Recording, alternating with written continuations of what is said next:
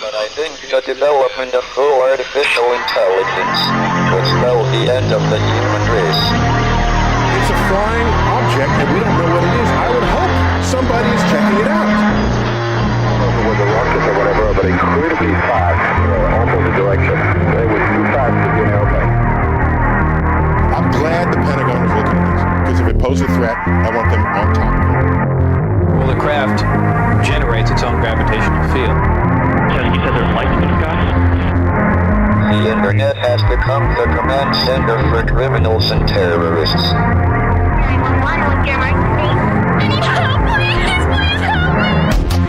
Aliens won't let it happen. You know, that's what we're instructed to say. Roswell, Area 51. Alien kept deep under the ground.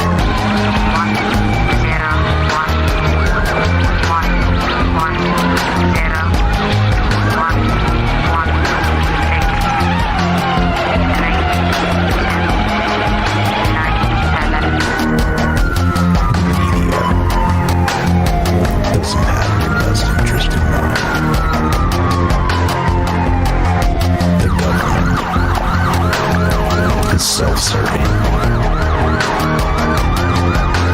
You're here for a reason. You're listening to Troubled Minds Radio.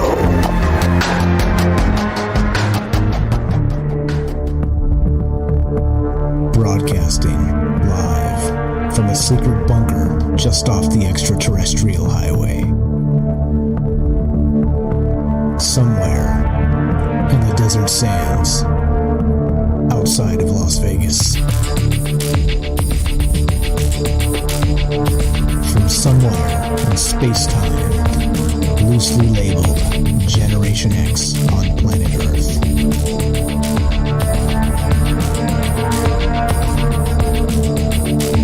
And asking questions of you in earnest into the digital darkness.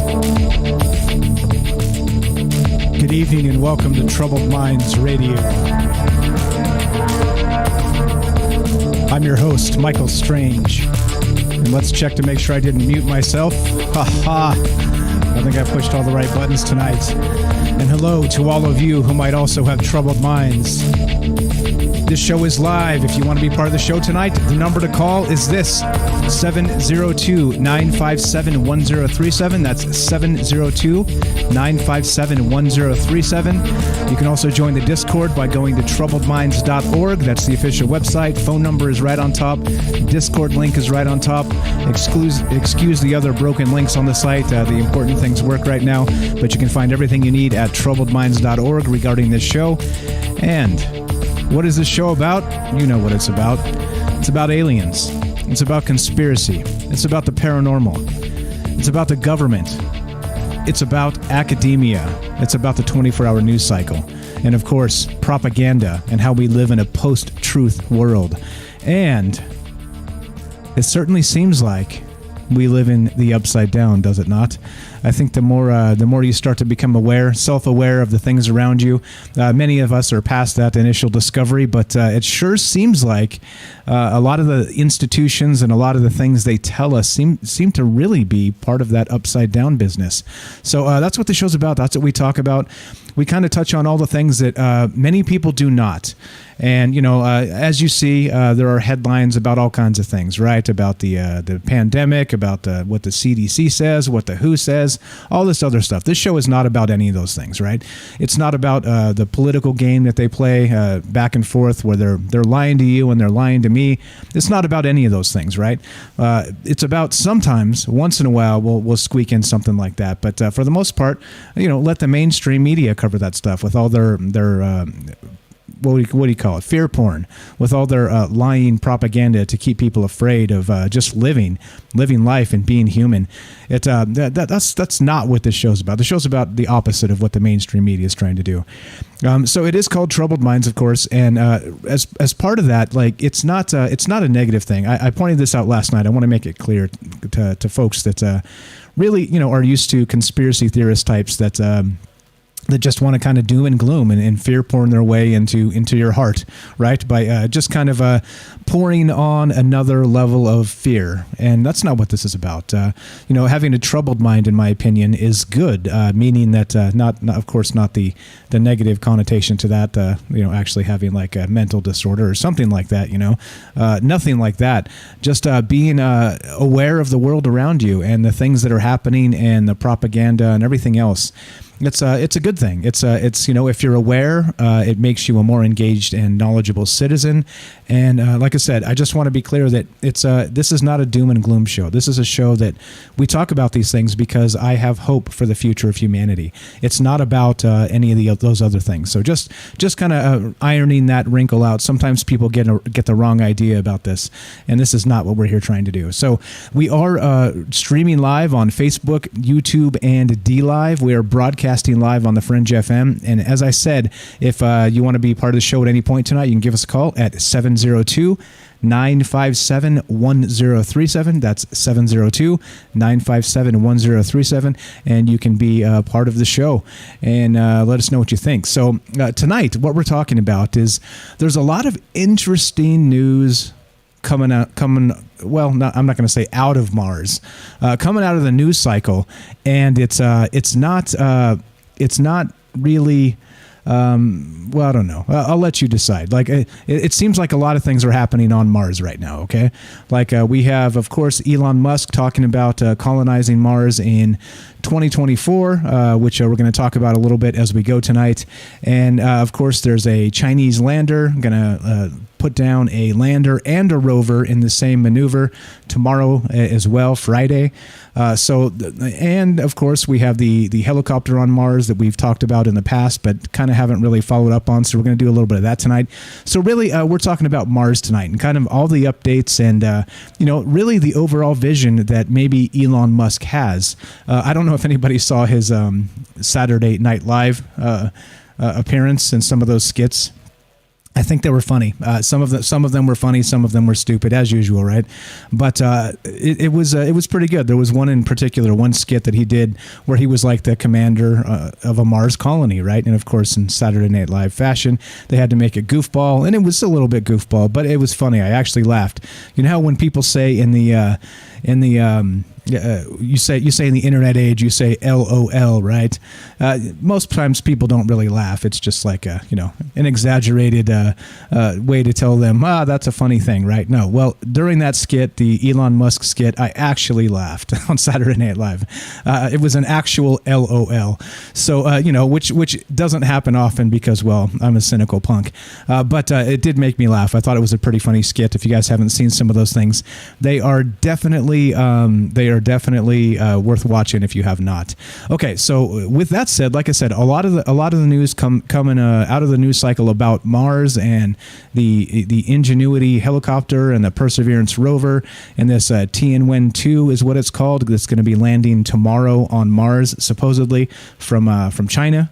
And so lots of things. And then, of course, we'll start with Elon because good old Commander Elon, Master Elon, right, is what they call him from the old book of that Werner von Braun wrote, right? Master Elon, that's going to send people to Mars by 2024. Let's start there. And here's an interesting thing, right? So I didn't know this. Well, I only knew partially a little bit about this, but we're going to discuss a little bit in depth about this tonight. But did you know this, that there is a protocol in place in case like an astronaut actually finds or actually encounters an extraterrestrial, right? There's an actual like thing that's done. That's supposed to be done, right? And they don't have to contact the president or anything else. It's kind of in this international treaty, which we'll get to in a little bit. But let's go to this first. Let's go to I'm dropping the links out there, of course, as I always do. You guys can follow up on me and see my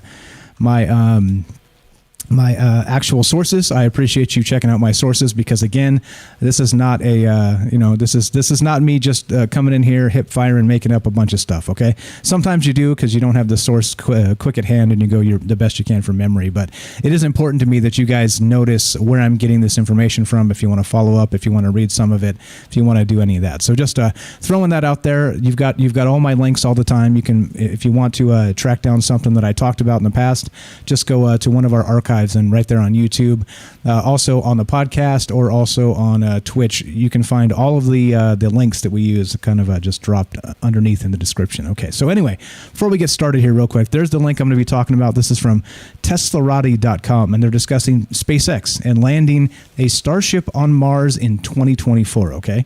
So before we do that, I just want to make sure, shout this out one more time. This is live, so at any point tonight, if you want to be part of the show, and I want to get your thoughts on this Mars mission, on Elon Musk, and what's actually happening with this, and how do you feel about it? Do you think it's a bunch of propaganda? Do you think it's Elon trying to pump up his stock prices, or do you think it's actually legitimate and he's dead serious about putting people on Mars? And of course, if you want to be a part of that and have a part of this conversation and comment on any of those things or anything else really, just give me a call, 702-957-1037. That's 702-957-1037. You can also join the show on Discord, and you can find the Discord link and the phone number at troubledminds.org. That's the official website. All right, let's go to this article. Teslarati.com. Headline reads this: SpaceX could land Starship on Mars in 2024, says Elon Musk. Okay, 4 years after Elon Musk revealed aspirational plans to launch starships to Mars in 2022, the SpaceX CEO now believes that 2024 is a more accurate target. For SpaceX, that 2-year delay is more impressive than anything, given that the company practically restarted Starship development from scratch a year after Musk set out the 2022 target. In late 2018, after more than 2 years of work developing a Starship, then named the BFR, of course, just like it sounds, the big effing rocket, right, as he joked it was called. So they were developing that in 2018, built out of carbon fiber composites. The CEO revealed that the company was going to completely redesign the rocket to use steel for all major structures. 2.5 years after that decision, SpaceX has built a vast Starship factory capable of building at least one ship per month, cumulatively fired dozens, is that right? Cumulatively, yeah, fired dozens on a full-scale Raptor engines for more than 30,000 seconds. Flown 8 full-scale prototypes and recovered the first full-size Starship in one piece after a high-altitude launch and belly flop-style descent and landing. So they're doing this. He's working on this, and there's people out there, and every time they launch something, of course, it gets headlines, right? And you can watch some of these things happen live and all the rest of this, right? Well, as I'm kind of thinking about this, and a lot of this news is coming out of Mars. Oh, by the way, I didn't mention recently this week that more news out of Mars. So not just do we have the helicopter on Mars, the Perseverance rover, the Ingenuity helicopter, we have China landing a rover and a lander tomorrow on Mars. And this week we also had news of life on Mars. If you guys saw this paper, there was an actual paper. We'll talk a little bit about that tonight as well, where somebody describes actual fungus or some sort of mold growing on the actual lander, the rover, I'm sorry, one of the Mars rovers, and says they have proof of this with some of the photographs. So like I said, there's a lot going on coming out of the news cycle regarding Mars, and it kind of got me thinking about what happens. So let's say this. Now, let's just hypothetically speaking, because of course, regarding life on Mars, speaking of these maybe funguses or mold spores or whatever the heck is going on up there, whatever they say is happening, a lot of people believe there is life on Mars. Maybe not currently. People maybe believe there was life on Mars in the past. People believe maybe there's microbial life now. Other people believe there's full-on little green men on Mars, right? So let's just go with that. We're going to go with like some sort of intelligent creature alive on Mars, all right? So what happens in that case when Elon Musk goes up there in 2024 They do their landing, they build their colony, let's say a year or two later, and eventually the life that's actually on Mars, the intelligent life, comes to him and asks a question, whatever that question is, or tries to communicate in some way. What is the protocol? So it kind of got me thinking, right? So of course, there's going to be a lot to really worry about before this actually happens, if we're really talking about landing on Mars, because, building a colony up there, and people could be dying of radiation sickness and all kinds of terrible things, right? So there's probably a lot more considerations before this, but this is troubled minds after all. So as a result, let's kind of skip that. Let's call that successful, and then in our mind's eye, wonder what it would look like if intelligent life somehow tried to contact like a brand new colony on Mars, and with Elon, of course, up there as the ambassador, or the leader, or what would you call him? What would you call him? I have no idea what you would even call him. The Master Elon, or whatever the term would be. But okay, so anyway, I was looking into it, and apparently, yes, this is true. There is let's see, where is it? There's an actual outer space treaty that's with actual outlines for this.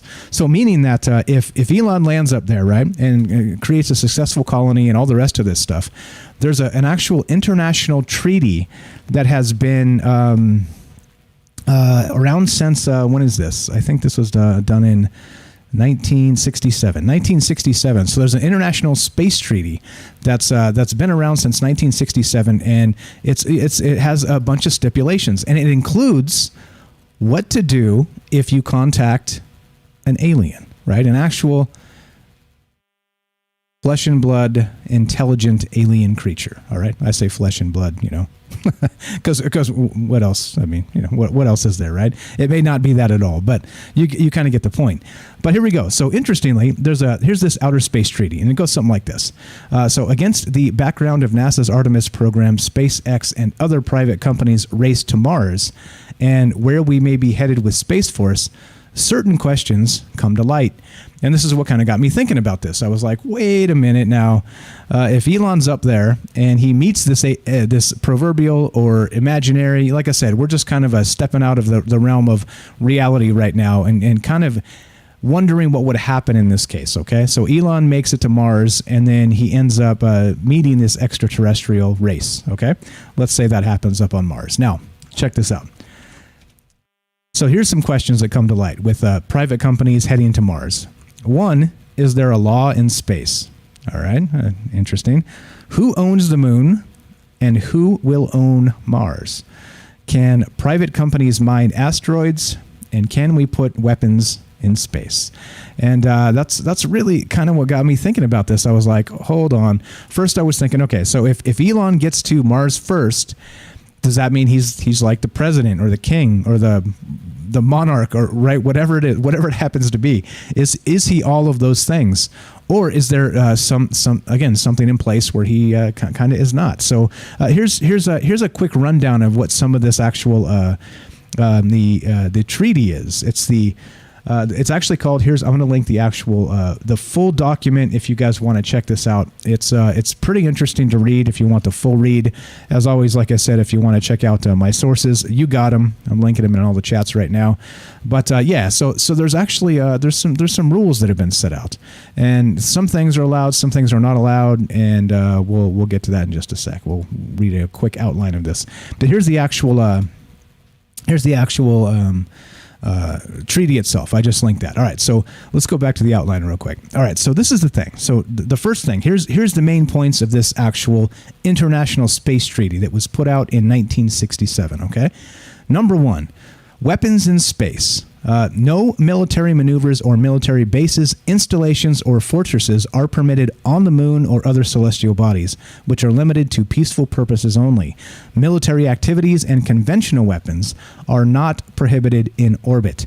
Space Force, therefore, can legally establish a military presence in orbit within the treaty framework. Keep in mind that conventional weapons can still be extremely destructive, such as kinetic bombardment, which we talked about, of course, with the hypersonic weapons and those things that they're using. That would be a kinetic weapon, just the pure force of the impact without any sort of warhead at all. Just boom, like smack a heavy object into another object and you get a big explosion regardless. So here we go. And then no weapons testing on the moon or other celestial bodies. Okay. All right. So that's the first one. No weapons in space. Okay. No weaponization of space. You can't build military bases. And again, this is an international treaty agreed upon by, I'm going to say all, air quotes, all, in 1967. Number 2, space is free for exploration and use by all nations, and exploration should benefit mankind. All right, interesting. So here we go. So some bullet points from here. No nation can block another nation from launching into space. Again, part of this agreement from 1967. 2, exploration and usage of space should be approached in a way that doesn't just benefit the nation running the mission. Hear that again? I'm going to say that slowly. Exploration and usage of space should be approached in a way that doesn't just benefit the nation running the mission. All right? And then it continues here.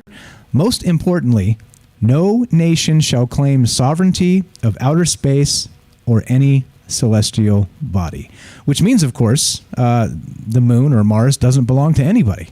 And so here we go, right? More struggle for resources in space.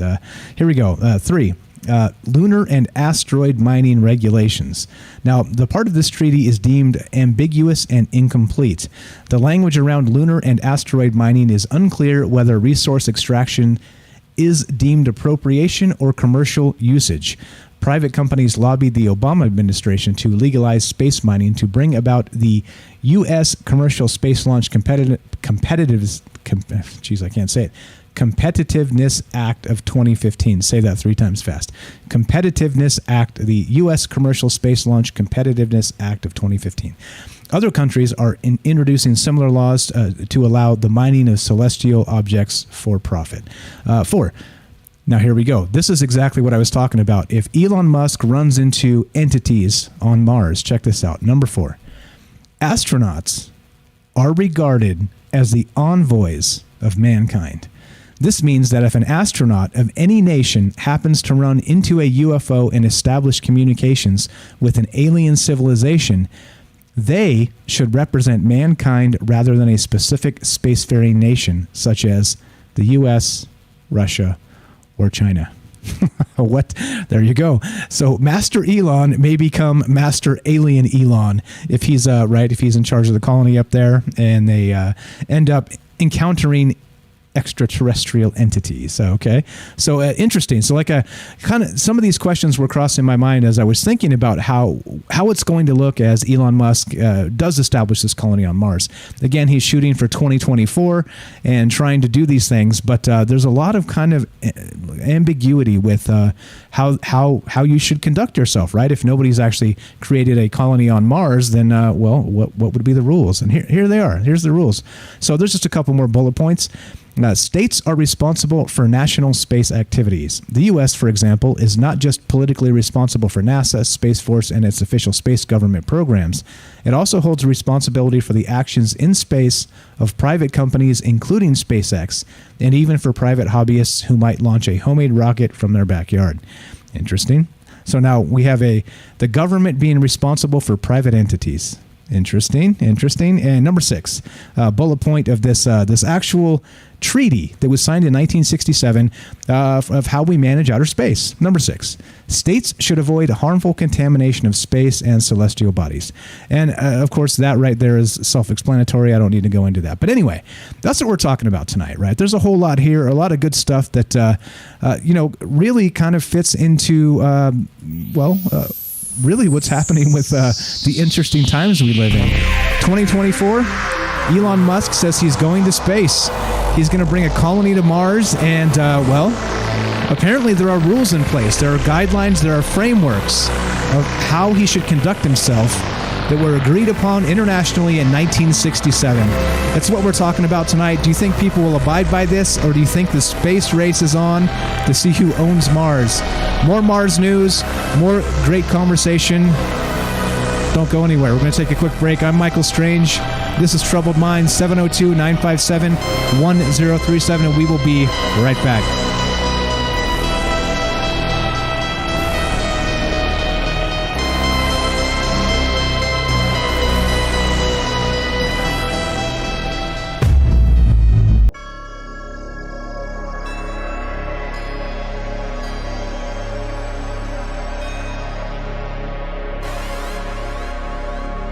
Welcome back to Troubled Minds. I'm your host, Michael Strange, and we are streaming on Facebook, YouTube, and DLive. We are broadcasting live on the Fringe FM. We're taking your phone calls tonight. If you want to be part of the show, 702-957-1037. That's 702-957-1037. You can also join the Discord. Both the phone number and Discord are at troubledminds.org, the official website. Tonight, we are discussing what happens when Elon Musk goes to Mars and, let's say hypothetically, he meets intelligent life. Well, apparently there's a treaty signed in 1967, an international treaty that actually has a stipulation there. And apparently, he doesn't have to get permission from anybody. He can actually act as an ambassador of humanity. And so here we go. So astronauts, this is again a bullet point from that Outer Space Treaty of 1967.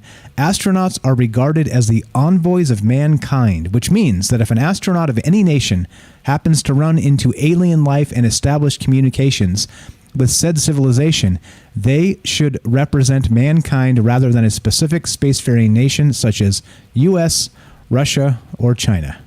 Interesting thoughts, eh? Interesting thoughts. So there you go. So Master Elon, well, I hope you have a good day when you're talking to the aliens, as it happens. All right, we got a couple phone calls. We're going to go to this, and then we're still talking about this. We're doing our thing, and let's see what the phone calls have to bring. What's up, Joe in Florida? You're on Troubled Minds with Mike. How are you, my friend? Not too bad. I figured I'd break the ice. You're asking for calls. Appreciate it. I've been trying to hold back lately, but no, I mean, if he goes there, I think, if there was life there, I guess if there was like intelligent life there already, I think we would know about it, and maybe we'll know about it if this gets pushed back. Okay, but I don't see any reason why he couldn't do it in 2024, acting as private industry, obviously using taxpayer money to a large extent.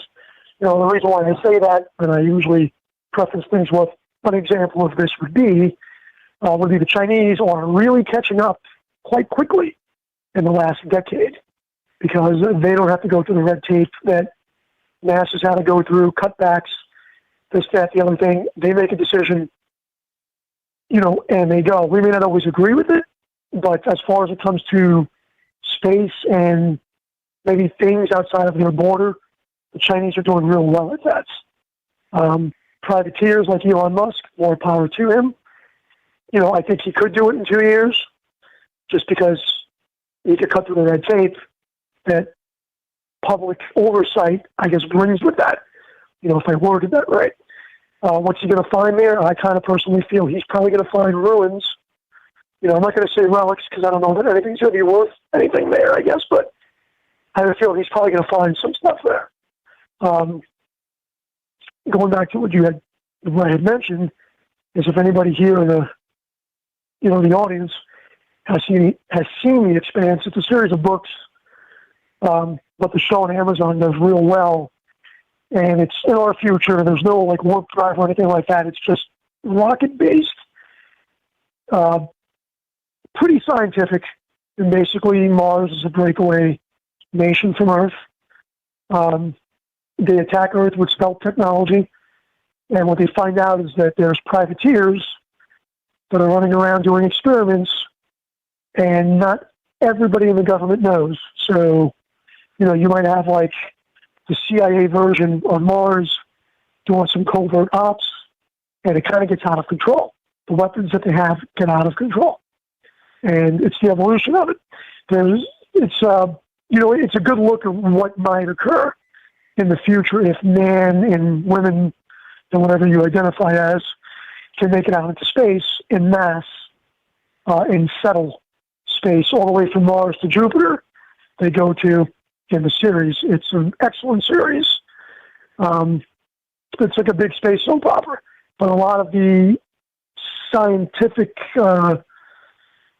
physics involved in it are pretty realistic. From G-force and from how they have to protect themselves from G's and acceleration. What happens in space? What happens with inertial weapons because they don't use lasers or anything like that. There is debris that puts holes in spaceships. And the other interesting thing is the computers and the AI and the algorithms in the show are so far advanced that they can tell you who's going to win a battle by what's going to be in range, and what damage you're going to take and what the probability of victory is going to be. So, that's probably like 200 years in the future, which I have no doubt I think we can do. And I think that whether we agree with Elon Musk or not, I don't think we're going to have a choice in the matter. And I'd rather place my bets behind him going into space than some rogue nation. It's still though. Intelligent life? I don't know. Yeah, that's the question, right? So, okay, but hold on. So you're correct there.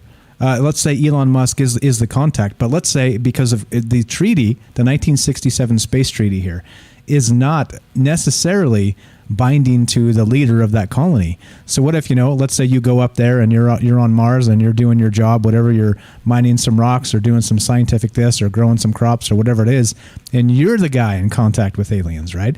So basically they're saying whoever first comes into contact becomes the envoy for Earth. So that's a little bit scary, right? Like I said, let's just hope whoever, in the case of that, whoever that happens to be has a good day when that happens, because go ahead. Sorry. They might be the envoy, but I look at it like this: how many cartoons do we see when an alien lands here and they're like, "Take me to your leader"? You would think that, if there's intelligent life out there, they're already looking at us. So if they just meet somebody off planet, they might say, hey, look, you made it, but you're still probably not the best representation, or none of you are the best representation of your planet. I don't think it might be a big ego trip for whoever's going to make that contact. But on the other end of it, you think the aliens are really going to care or pay attention to whoever that is? It's there. Probably not. Probably not. To them, it's just another part of the hive mind or whatever. Yeah, that makes sense. Yeah, it's like a high. And then, and then the other thing is this, if Stephen Hawking's right, we might need to be putting our tail between our legs and getting the hell back because we don't know what's coming for us. Exactly. We might be messing with something we don't need to be messing with. Well, exactly, and that's kind of why I stated that way. So imagine if you're feeling a little bit chippy that day for whatever reason, and you end up maybe sparking off an interstellar war. You know what I'm saying? By you having a bad attitude on day one. That's kind of what I'm saying. That's it. But Mars attacks. Mars attacks. Don't forget what Europeans here among us, whatever. I'm not going to rewrite history, but when we came to the North American continent, and for Christ's sake, to South America and the Caribbean and everything else, what did we bring with us? How were we viewed? How were we viewed? And then, all those settlers came here, and they might have been an envoy to the Native Americans, but eventually they had to go back to their respective countries for supplies.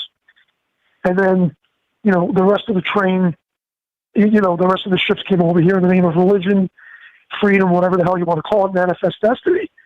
We all came here. I made the joke in chat. If they find oil on Mars, how quickly do you think we're going to be there? That's true. They might tell us to straight up leave. Get out of here. Go. Don't take me to your leader. You go back to him and don't come back here. Yeah. There's some people have whispered that that's what happened on the moon, and that's why we haven't gone back in 60 years or whatever, is because they say some ham radio operators on Earth actually caught a a private communication between the astronauts that were up there that said they saw spaceships on the rim, and they were being watched when they landed on the moon. So interesting there that maybe that was the case already. Well, here's the thing. I mean, I think maybe there's some truth to it. Maybe they're not living, maybe they are living on the moon, because we know what the moon is. This is a side conversation, but the moon rang like a bell. It's in perfect orbit. There's plenty of evidence of that. And then here's the thing. What happens if they lived on Mars? I mean, I think one of the moons around Mars has the same kind of metallic or hollowness. And there's a moon there that is small and whatever, but let's just say that these aliens are maybe our creators or progenitors, whatever, and they moved us from a failed experiment on Mars. What happens if the flood was on Mars and the Ark ended up here? We don't know any of that. And they're on this moon, and it's a copy of the experiment. It's Earth 2.0. Mars was 0.1. Who knows? But I tend to believe that if there was helium-3 and all those things on the moon, why would we have stopped going there? Especially when it was relatively close and the closest thing we can land on. Why would we have stopped going there? Why are we not still putting men on the moon? Unless we never did to begin with. I'm not a proponent of that, but either we never did to begin with, or we did and something happened and we're not back. Because here's the thing. Wouldn't you still be using that as a test site for astronauts? Wouldn't you still be doing that as a test site? If we would not have stopped, if we would have kept doing that, we probably would have had a base on the moon by now and would have been able to we probably would be on Mars by now with a man-human. But we stopped that. So it's a very good point. It makes you say, what's going on? So exactly. Anyway, that's my 2 cents. I appreciate it, my friend. Thank you. Thanks again. Anybody else wants to call in there? Let's get some calls. Everything's been going well. I've been enjoying the last few shows, so thank you, and good night. Appreciate it, my man. We got a call right behind you. That's Joe from Florida, a longtime friend of the show. Appreciate you. Thanks for calling. God bless you and the family. We'll talk to you soon. All right. Apparently, we've got Jack from YouTube. I think this is Jack from YouTube. Let's go to Jack. I think that says he's on deck. Is this Jack on YouTube?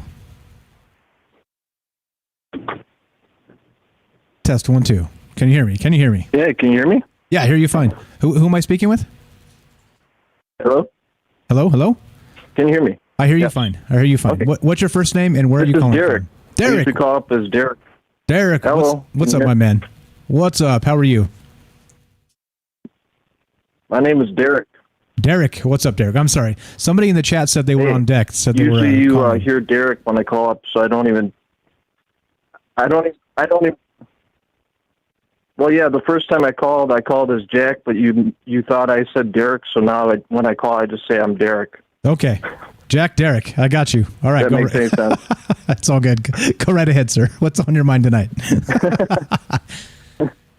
Okay, well, hey, I got to tell you, I watched SNL recently, and the one thing that people aren't talking about that Elon actually brought up during one of the skits was the fact that he has a machine where he can tunnel down into the earth, and he can explore underneath cities and stuff with this machine that he's got supposedly. And it's something that he did bring up just kind of half jokingly or whatever. It's like, I keep thinking, everybody's got their sights set on the stars and on the planets and everything else. It's like, well, what's going on underneath us? And, we keep hearing those booms and kind of strange things underneath the earth. It's like no one's really talking about that kind of stuff. So that's kind of where my spidey sense goes up and is like, okay, why did he bring that up on this episode? And then, why is this in the midst of all this space talk? You know what I'm saying? So it's just something to think about. That's a good point. So he has a actual company called the Boring Company, just like it sounds. I don't know if you heard me, but yeah, I heard you. So he's got a company called the Boring Company, and so he actually recently. They did an actual like underground tunnel here in Las Vegas, underneath the convention center, and apparently it happened in maybe 9 months' time. They were able to tunnel underneath the convention center and create this entire hyperloop, they're calling it, I think. And there's videos of this it's run. It's like this tunnel. It's only enough room for one car. And they're, it's run by these the Teslas, the self-driving Teslas. So you're supposed to go down this escalator into this kind of hyperloop tunnel, and it's supposed to ease traffic congestion and all kinds of stuff. Yeah. So we'll see. It's basically in a beta test right now, and there is a video of a car driving through this tunnel underneath Las Vegas for real. I saw it in the last probably 10 days, 2 weeks. So this is brand new, and so this is the type of thing he's talking about. And you're correct, with all the talk in the past of these underground bases and things. Now, the technology clearly is there because he's doing it here. He's doing it on Earth. But that's a hell of a question, man. With all the weird sounds and things happening, maybe it is related. I didn't even think of that. Didn't even think of that. I was also going to bring up quick before I got to get ready for work. The last caller, he was bringing up the Native Americans too, and I was thinking, didn't the Native Americans supposedly have a problem because they couldn't fight against the infectious diseases that the people that were coming over to colonize came over with or whatever, and they got infected because they had smallpox or whatever else. And I was thinking, yeah, you're talking about having a fungus on Mars or whatever. Supposedly, it's is that something we really want to experiment with or bring back to Earth? It's there's no telling what that could do. And we just went through this whole situation last year over something that was, on the Earth. Do we need to bring over some kind of experimental fungus or stuff from other planets to experiment on them? I'm kind of worried about that too. So. Exactly. Of course not. That's just something I want to bring up before I get off the line. Okay. I appreciate it, man. You got to go. You said you got to go to work. Thanks, Mike. Have a great night. I'm sorry. I got to go. That's okay. Thank you. I'll be listening. Okay, thanks for the call. Appreciate it, my man. That's Jack apparently, but I've been calling him Derek. You see, it's all good. You can call me Mike. You can call me James or Jimmy or Billy or Mac or Buddy. It's all good. My name's Mike, but there you go. I appreciate the call, Jack. All right. So good points there. So not only interestingly, right? I didn't even think of this that. Basically, I think if we're going to find actual life on Mars, right, it's probably going to be underground, right? Because as far as what we know, we have we have these the Mars Reconnaissance Orbiter that had been taking photographs of the surface of Mars for years and years, and so we know quite a lot about the surface of Mars, at least as photographically. But there's still questions of water content, the methane that kind of comes and goes in cycles. There's all kinds of things that suggest there is life there. But if it's there, of course, it's probably not going to be just hanging out on the surface. It's probably going to be underground. And so notably, I didn't even think of that, is that not only does Elon Musk have the Tesla, the electric cars, he's got SpaceX as a company which is building rockets and going to go to Mars and these types of things. He's got this company called the Boring Company, and they're actually digging holes underground to do to kind of build roads basically underground, and tunnels. I mean. Underground to kind of ease traffic congestion. And he was talking about doing it in Los Angeles, right, of all places, one of the most traffic congested places in the country. So and he did. So Las Vegas here, I live in Vegas for those that don't know. They hired him, the city hired him to build this hyperloop is what they're calling it. And it's right here, right in Las Vegas at the convention center. And so apparently, I'm not sure if it's going to be operational later this year. We're just getting past the whole pandemic thing, right, where you're starting to get people going back outside and all this other stuff, right? So I think that the actual convention center is going to start holding conventions again, which they've all been canceled, as everybody knows. But if that's the case, then this hyperloop is going to be back in actually starting to work recently, coming up soon, which is good, which is a good thing to me, because if anybody knows what it looks like down there when they have a big conference and the traffic just becomes a disaster. So maybe this is the future. And so imagine though, he takes this Boring Company to Mars, and so they start digging underground. And we have, if anybody's familiar with the Phil Schneider story, right? The Phil Schneider story? Where they supposedly were doing the deep underground bases, military bases, the DUMBS, Deep Underground Military Base. And Phil Schneider said, now he's passed away, but he said he was a whistleblower, and that they were digging holes to these deep underground military bases, and they kind of cracked into a cavern, like a big open cavern.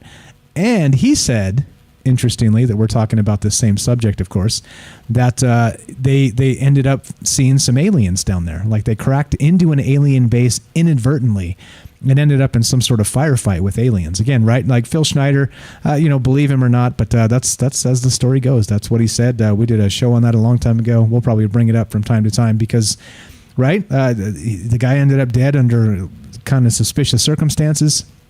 So who knows? Who knows? Again, like I said, this is not the answer show. This is the question show. What do you think?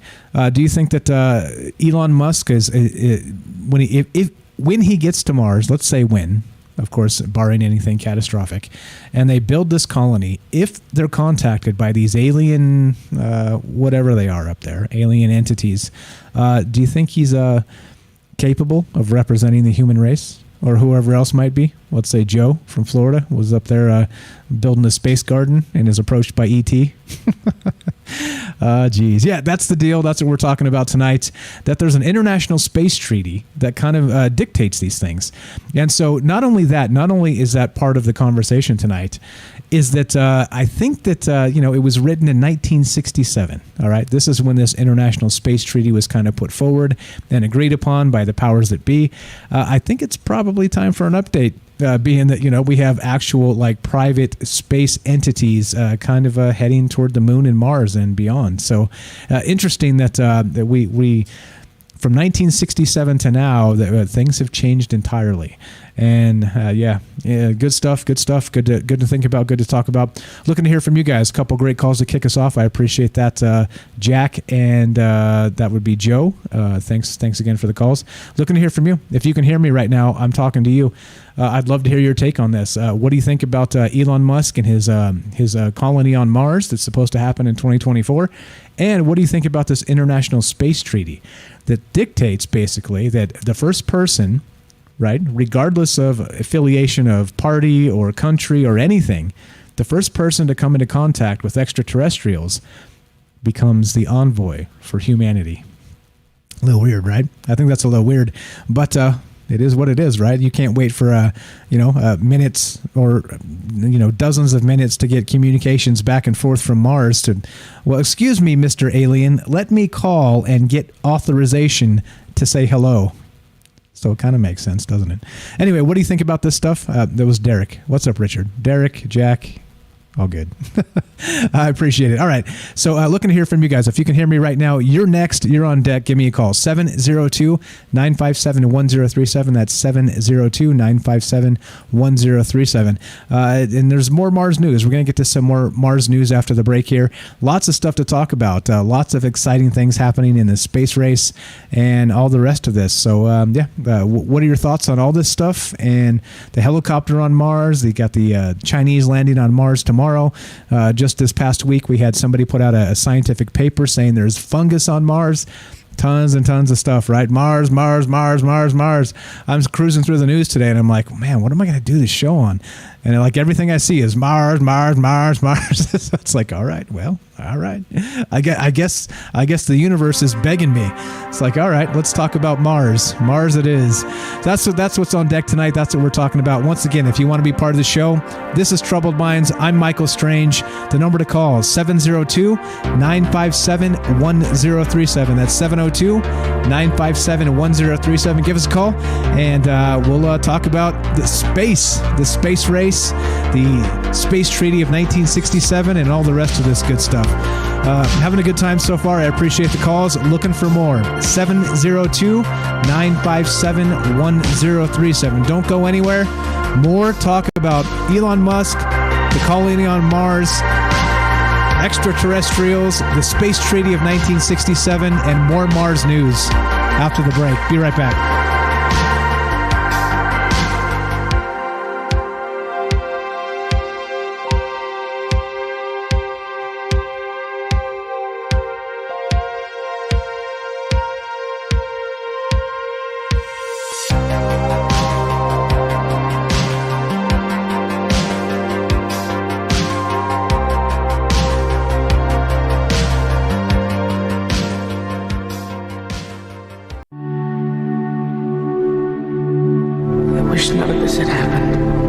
So do all who live to see such times, but that is not for them to decide.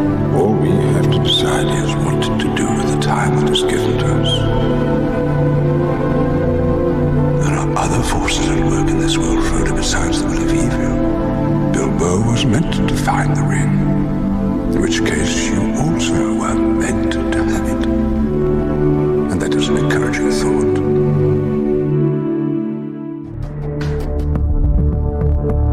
Broadcasting live from a secret bunker just off the extraterrestrial highway. Somewhere in the desert sands outside of Las Vegas. From somewhere in space-time, loosely labeled Generation X on planet Earth.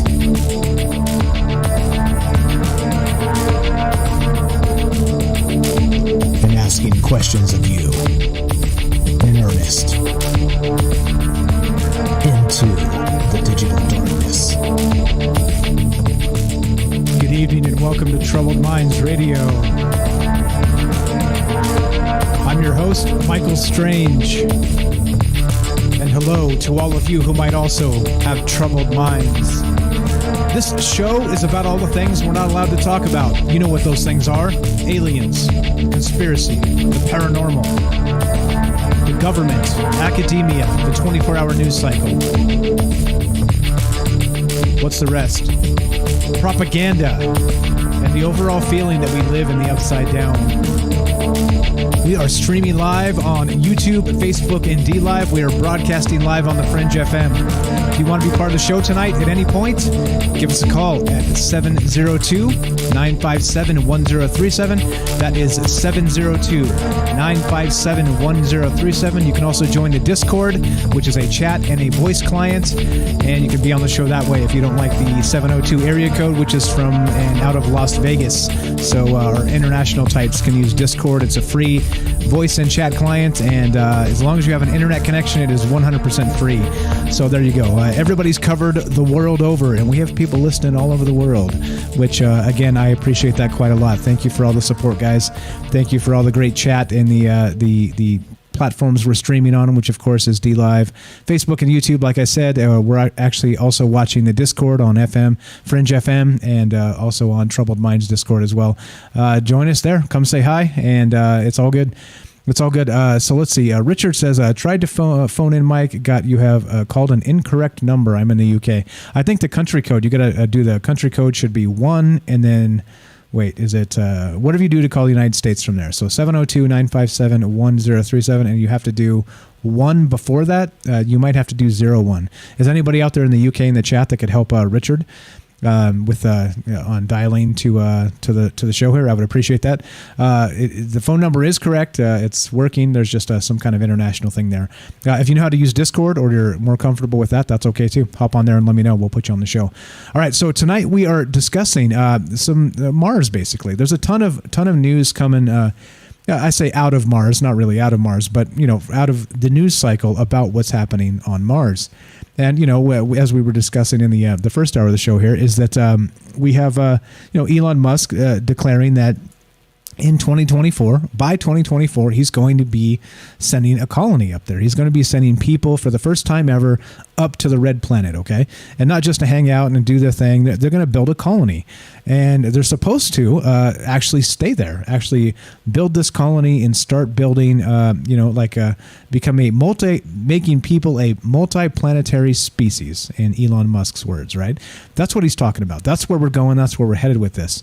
But all kinds of questions as I'm reading these things and trying to keep up with the news and seeing what's happening with all this Mars stuff.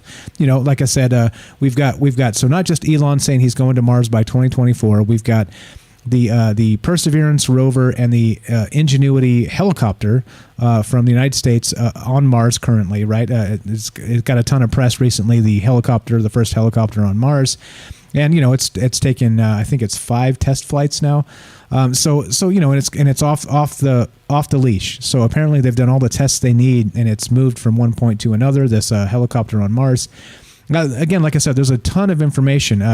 Supposedly there was a study that came out regarding mushrooms on Mars, like some sort of they identified an actual mold spores or something, like some kind of something growing on the rover up there. So I mean, and so some scientists are laughing at that paper. Some scientists are forehead smacking, rolling their eyes. Others are like, wait a minute, maybe there's something here, right? It just depends. It depends on who you ask. But that's what we're talking about tonight, is this whole Mars bit. And then not only that, tomorrow, tonight's Thursday night, if you're listening, tomorrow, China is supposed to land their, not just a lander, but also a rover on the Mars at the same time. So there's a whole lot of stuff going on, and the space race is hot and heavy, right? I mean, in my lifetime anyway, it hasn't been like this at all. It just hasn't been like this. It's been, for a very, very long time, it's been, we haven't been back to the moon for whatever reason. And nobody's been back to the moon. They haven't sent people to the moon at all. There's rovers there, and, they got the Lunar Reconnaissance Orbiter and all these things, but people haven't been back, okay? And so in the conspiracy world, it kind of makes people, strap on an extra layer of tinfoil, right? Because why haven't we been back? Is there nothing interesting there? Does it not make sense to build a colony on the moon? As we discussed in the very second episode of the show, way back, greater than 3 years ago now, we talked about the moon and how there's actual there's going to be oxygen and water in the soil, the regolith they call it, of the moon.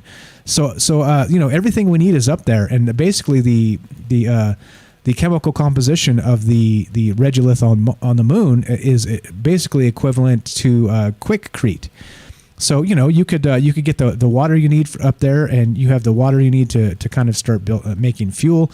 I mean, there's so many resources on the moon. Why haven't we been back? Why is there not a base up there? At least, let's say, a public base, right? Some have claimed that there's a secret base or some of these other things, but, whatever. We're not going to talk about that tonight, but unless you want to, of course. Because, well, like I said, we are live, and if you want to be part of this show and talk about these things, I'd love to hear from you. 702-957-1037. That's 702-957-1037. You can join the Discord at troubledminds.org, and let's get into some more of this. All right, so this is from CNBC, and this is again Elon Musk talking about making it to Mars, right? And here we go. Dropping all the links in the chat so you guys can follow along if you prefer. As always, I like that you know where my sources come from, because it's an important thing. It's I'm not hip shooting most of this. I'm not making it up. And here you go. All right. So good calls so far. Let's see. Reading the chat. What's up, guys? Let's see. Country code 011. Thank you, Joe. Appreciate that. All right. So let's go to this. So Elon Musk wants SpaceX to reach Mars so humanity is not a single planet species, he says, right? SpaceX founder and Elon Musk remains focused on his vision for the company, establishing a permanent human presence on Mars with its Starship rockets carrying people to and from the red planet. Quote, "We don't want to be one of those single planet species. We want to be a multi-planet species," Musk said on Friday, speaking after the company launched its Crew 2 mission to orbit. And this was from April 23rd, so not that long ago. And he says, quote, it's been now almost half a century since humans were last on the moon.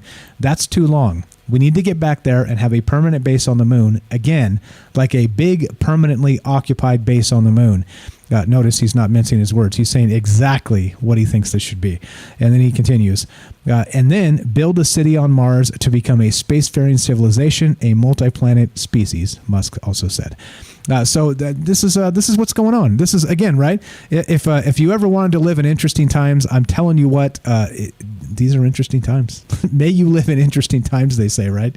And we're talking about all kinds of stuff on Mars. Elon Musk, by 2024, he says, which I shared in the first half here, he's saying they can do it by 2024. His first goal was 2022, and they had to bump it back, right? Well, COVID considerations and some other things.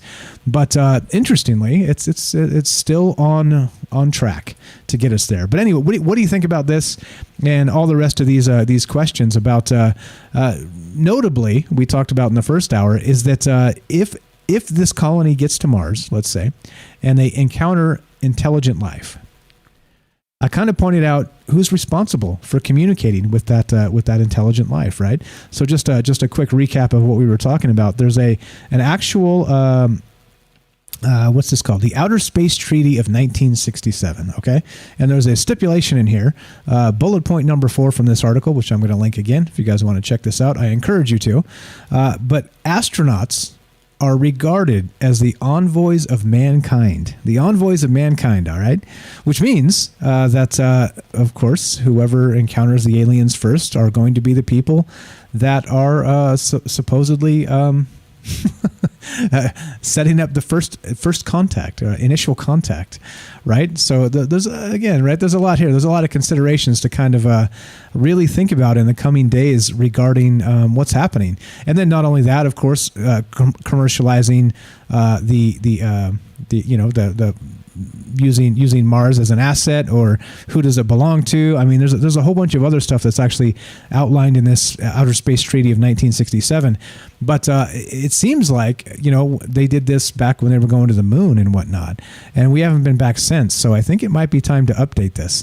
And the weird part about this is as somebody pointed out in the chat, several of you actually pointed out that it's not likely that whoever gets to Mars first is going to really go by this treaty, right?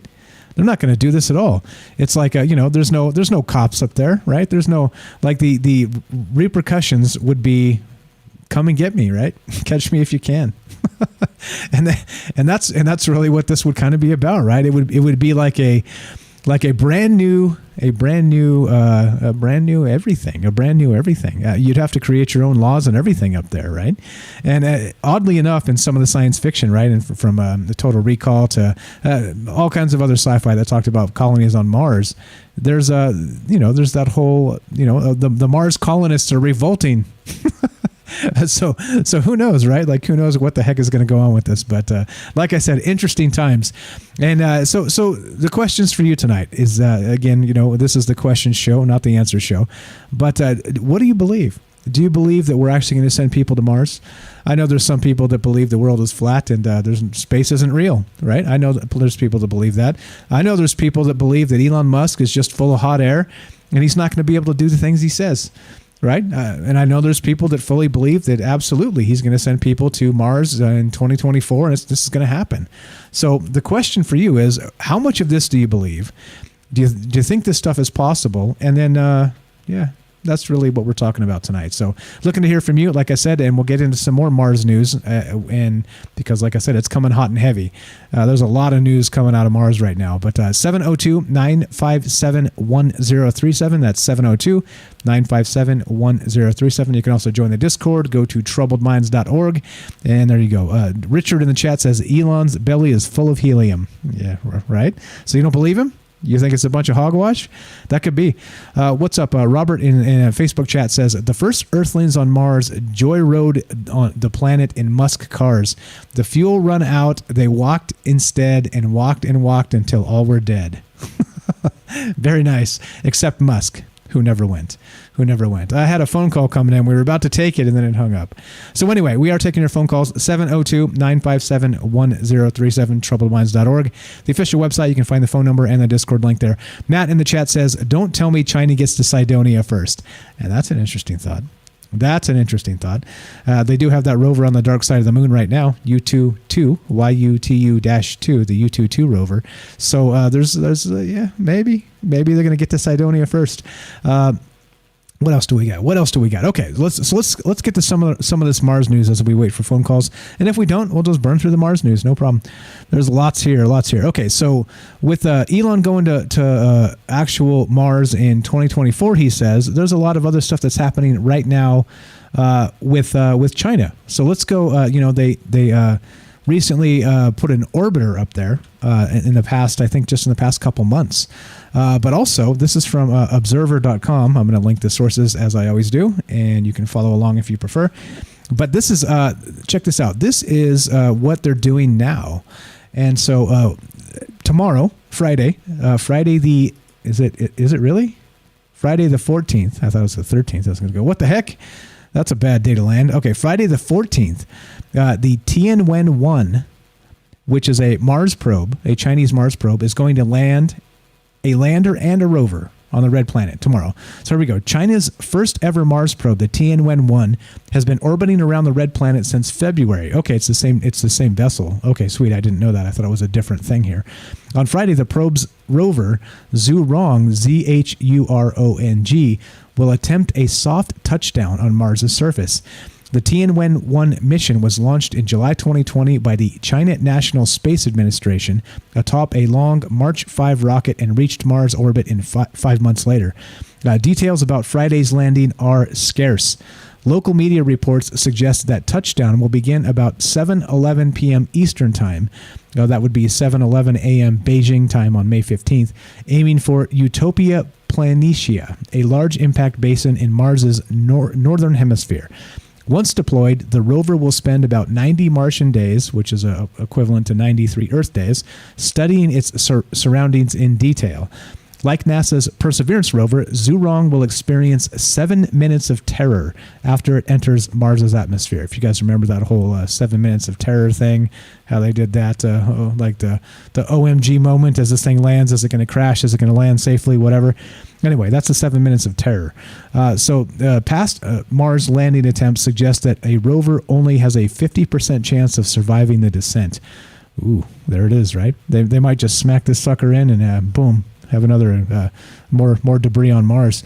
Zhurong is a 6-wheeled solar-powered robotic rover that the CNSA has described as looking like a blue butterfly. The rover is named after the god of fire from ancient Chinese mythology. The winning name was chosen among 10 candidates from a public vote in April. So there we go. That's what's happening. This is tomorrow. Here's another actual article from Yahoo here. So this is... there it is. So they're attempting this, and this is happening now.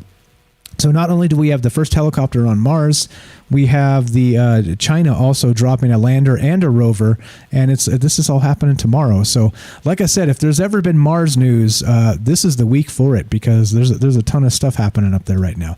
And like I said, some people don't believe this is real at all. Some people believe this is a bunch of PR stuff to keep us from, actually. Knowing what's really going on in the world, right? Like, I don't know if I, subscribe to all of that stuff, but, I do follow the propaganda pretty close and trying to untangle the things and find the truth in this. But I don't know.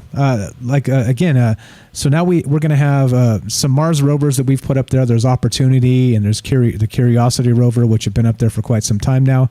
And then we have our new ones that just hit in the past, couple months. And now China is going to put their first rover and lander also on the moon, right? So interestingly, like I said, in the 60s, say 1967, the space race was hot and heavy, right? Everybody was trying to get to the moon. Everybody was trying to get in orbit, right? That whole Sputnik thing, right? Everybody was, it was like a dark day in the United States when Russia made it to space before we did. All kinds of stuff.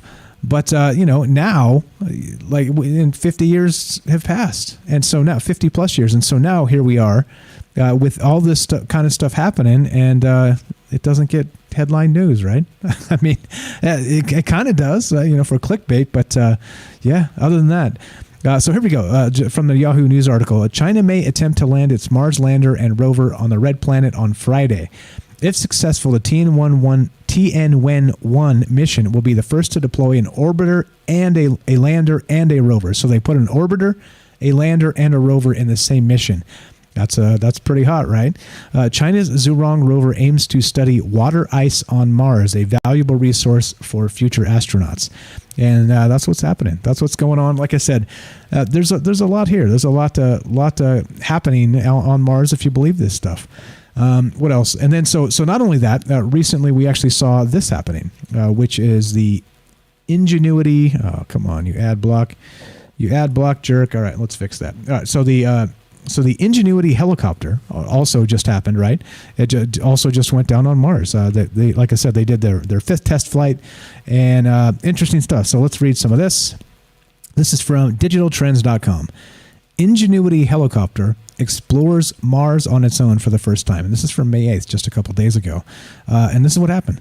At 3:26 p.m. Eastern on Friday, May 7th, the helicopter completed a one-way journey from its previous home base named Wright Brothers Field to a new airfield located 423 feet away to the south, which was a big deal because at first, the only things they did were some test flights going straight up, straight down, right? They just wanted to make sure that everything, that the math worked and the propellers were good and no damage and all that stuff. The thing would actually fly.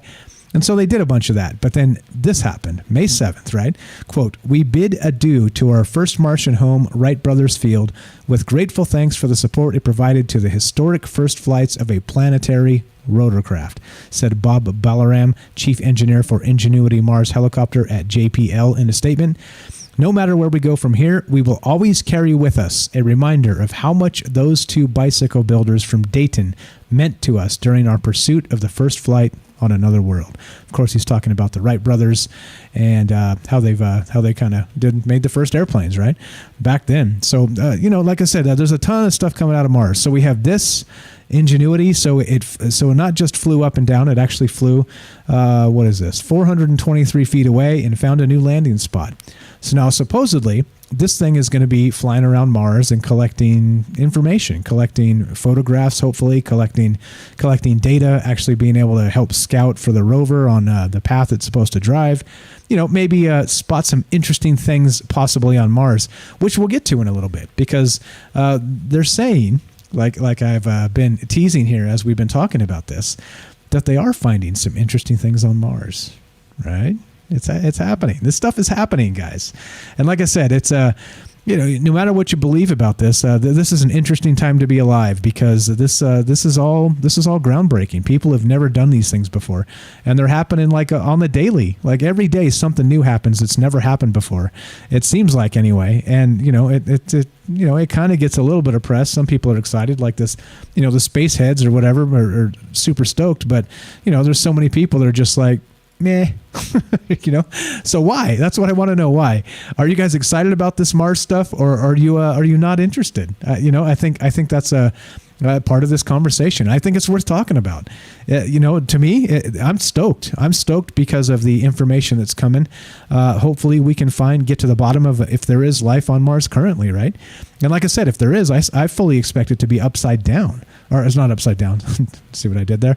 I expect it to be underground. I expect that life on Mars to be underground.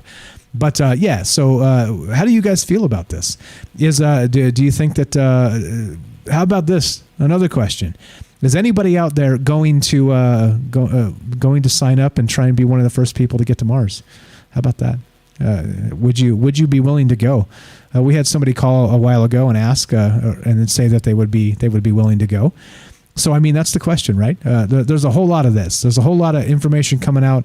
I see you guys in the chat. We'll catch up with chat in just a sec. But what do you think? What do you think? Are you impressed by this, or do you think this is just a bunch of BS? And I'm open to those ideas. I want to hear why you would think that. And like I said, as part of a two-way discussion, I'm not interested in telling people they're wrong. There's so many places you can go and have stupid arguments on the internet. I just want to hear your theories. I want to hear what you think about this. Do you trust the propaganda, which there's tons of, clearly? That's why I do this show, right? Or do you think that it is an exciting time to be alive, like I've been describing and discussing? So, like I said, that's what's going on tonight. That's what we're doing as part of this, and we're still looking to hear from you. And, of course, that means you can give us a call. This is Troubled Minds. I'm Michael Strange, and you can call us at 702-957-1037. That's 702-957-1037, and you can be part of the show. I'm looking to talk to you guys. What do you think about this? Is it an exciting time to be alive, or is this just a bunch of hogwash, and you don't really care? There are more pressing concerns here on Earth, and that's what we should be spending our time on. That's what I want to know. One more time, give me a call, 702-957-1037. Don't go anywhere. More talk about Mars, Elon Musk, and life on Mars coming up next after the break.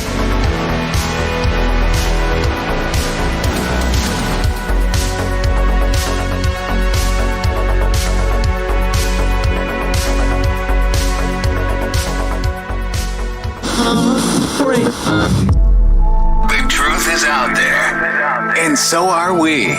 KTLK. Digital Broadcasting. The Fringe FM.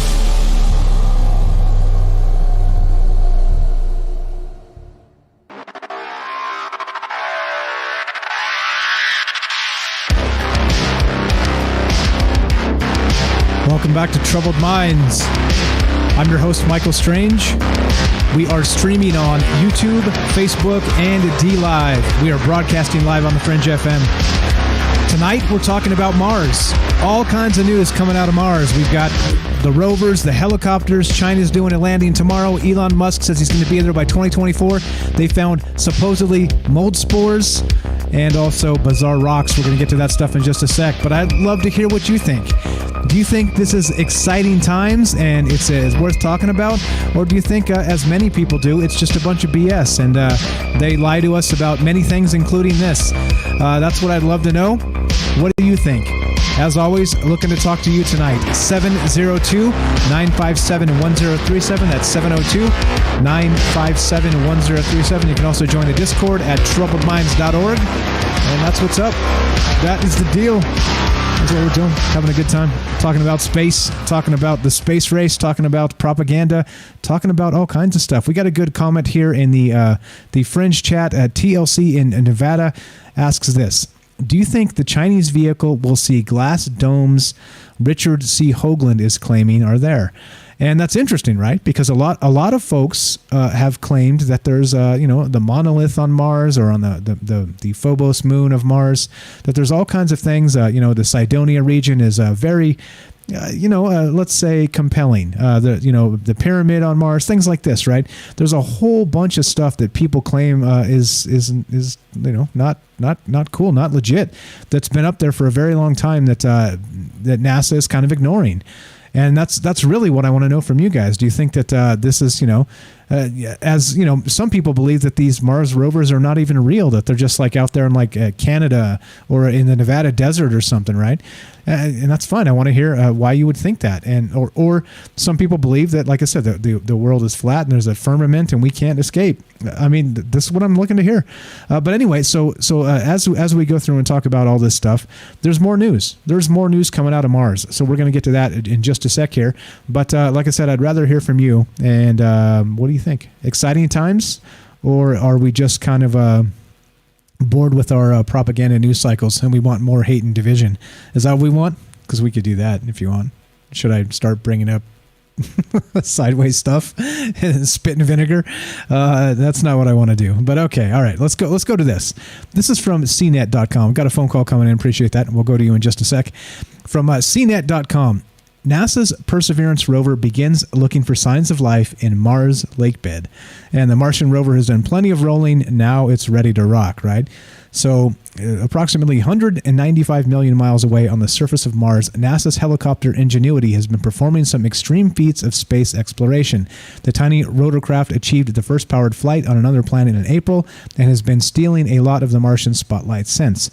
But its sister robot, the rover Perseverance, is also trying to achieve a monumental first: discover signs of life on another planet, which we're going to talk about. We'll continue.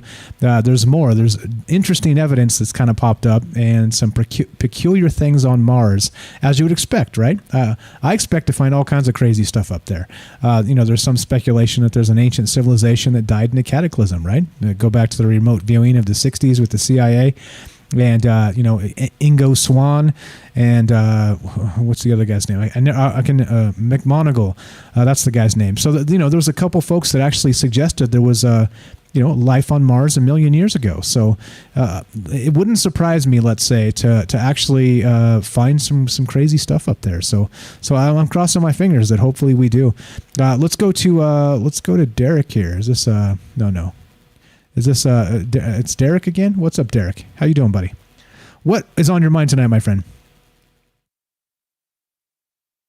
Testing 1 2. Testing 1 2. Jack. How about I try Jack? Jack? Derek? All right. Nothing. All right, give me a call back. I cannot hear you. I appreciate the call. All right, so let's continue with this. So this is again, they're up there looking for signs of life. They're doing the thing, right? Phone lines are open for you, the rest of you guys as well. 702-957-1037. We'll get to Derek or Jack in a sec. He's given me 2 names now, so just don't give me 3 names because I'll be really confused. But okay, here we go. So in a NASA blog post Tuesday, the space agency details some of the images snapped by a camera known as Watson, positioned on the rover's robotic arm. The instrument and a suite of other cameras is critical to analysis of the rover's landing zone in Jezero Crater, which scientists believe was once home to a giant lake. And where there was once water, there may be life, which is fine, right? That's what we're talking about. That's what we're trying to get here, and we're trying to, like everybody else, we want to know. We want to know: is there life out there? Are they pulling our chain? They yanking our chain? What are they doing here? But there's other interesting things. Check this out. Now, not only has some news come out about possible mold on Mars, which we'll get to in a little bit, but this is another thing that just happened. Literally just happened. What is this? About 15 hours ago. This is from space.com. NASA's Perseverance rover on Mars has found some mysterious rocks. Mission scientists are keen to know the rock's origin. And so here we go. We got some images here. I linked it so you guys can check it out. As always, I appreciate you double checking my sources to make sure I'm not making this stuff up, because I'm not. I'm, sourcing it from these different places. But here we go. NASA's Mars rover Perseverance is starting to take the measure of its new red planet home. For the past 5 weeks, Perseverance has been focused primarily on supporting and documenting the pioneering flights of its little cousin, the 4-pound Mars helicopter Ingenuity, which we've talked about quite a lot on this show. But the car-sized rover has been doing science work of its own in the background as well. For example, Perseverance has extensively photographed its surroundings, the boulder-studded floor of a Mars 28-mile-wide Jezero crater, where the rover and chopper touched down on February 18th with its high-resolution Mastcam-Z imaging system. Perseverance has also studied nearby rocks in greater detail using 2 other instruments, its rock-zapping SuperCam laser and the Watson wide-angle topographic sensor for operations and engineering camera at the end of its robotic arm. So notably, now I'm going to make this full screen, they supposedly found some bizarre rocks where they don't really know the origin here. And so I've made this full screen so you guys can see, and those that don't, that can't see it, I'll describe it. These rocks appear almost like, I would say, like sediment of sorts, like the, maybe if they're saying Jezero Crater is the bottom of a lake on Mars, that this appears to be, I don't know, maybe these are structures of a sort, maybe like you might find, ruins of a civilization at the bottom of a lake. Am I seeing things here? I don't know. Like, what is this exactly? And so it was notable enough for them to stop and take pictures and wonder what the heck is happening with this. And so there you go. It made this article, and this is what's happening up there.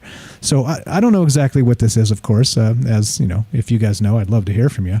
But what's going on? What's going on Mars? Are these actual ancient civilizations up there, the remains of them, as people have suggested, or is this just more rocks? All right, let's go back to Derek. Derek, let's see. Derek trying to call back. Let's do it. Derek, you're on Trouble Minds with Mike. How are you, my friend? Can you hear me? Test 1, 2. What's up, buddy? Are you there? You were like a 50% call rate, my man. Half the time you don't even come through at all. Derek, can you hear me? Testing 1, 2. Nope. Okay. All right. I'm gonna realize this happens from time to time and just keep on trucking. Okay. The rest of you guys are also welcome to call 702-957-1037. But looking at these rocks, what do you suggest? Is this something you might expect to see from the from an ancient civilization? I don't know. I don't know. Pretty good stuff here. But Matt says in the chat, the rover has HD cameras and the helicopter doesn't. I don't know. That's a good question. Because they told us, right, the actual, I think the helicopter itself had to be only 4 pounds, so they couldn't put a bunch of equipment on it. I think maybe that's the reason, but come on now. You can have these tiny cameras, right? They got tiny spy cameras all over the damn place these days. Okay, so anyway, Perseverance has also studied nearby rocks in greater detail using 2 other instruments. It's rock zapping camera laser, which we talked about. So the mission team is keen to know whether the stones are volcanic or sedimentary in origin, right? And that's what I was saying. Is this sediment at the bottom of a lake? Is this, and that's the other news, is that people suggest, based on some new evidence, that it appears Mars may actually be volcanically active, right? That's what I'm saying. Like in the last 2 weeks, the amount of Mars news has been off the charts. It's been literally off the charts. And so, like I said, it was kind of easy. It was just like staring me in the face, all this stuff that we haven't talked about that I think we kind of need to. So anyway, are these volcanic rocks? Is it sedimentary, like at the bottom of a lake? Or I'm going to add a third. Is it maybe like the ruins of an ancient civilization, like you might find at the bottom of a lake here on Earth, right? It would look kind of like this, wouldn't it? I think so. I definitely think so. That's what's on deck. That's what we're talking about. And there's more. There's always more, right? There's always more of this. We haven't even got to the mold on Mars yet in that scientific paper. So if you guys want to be part of the show, looking to hear from you. Again, like I said, is this is the up-to-date news of Mars and the rest of this stuff? Is it interesting? Is this the type of stuff you like to hear? Love to hear feedback on this show. Kind of been quiet out there tonight. Testing 1 2. Can anybody hear me? Can anybody hear me? If you can hear me in the chat, type yes. I can hear you, Mike. Yes. Looking for a yes out there. But yeah, that's the whole deal, right? That's why we do this live to continue to actually have you as part of this conversation.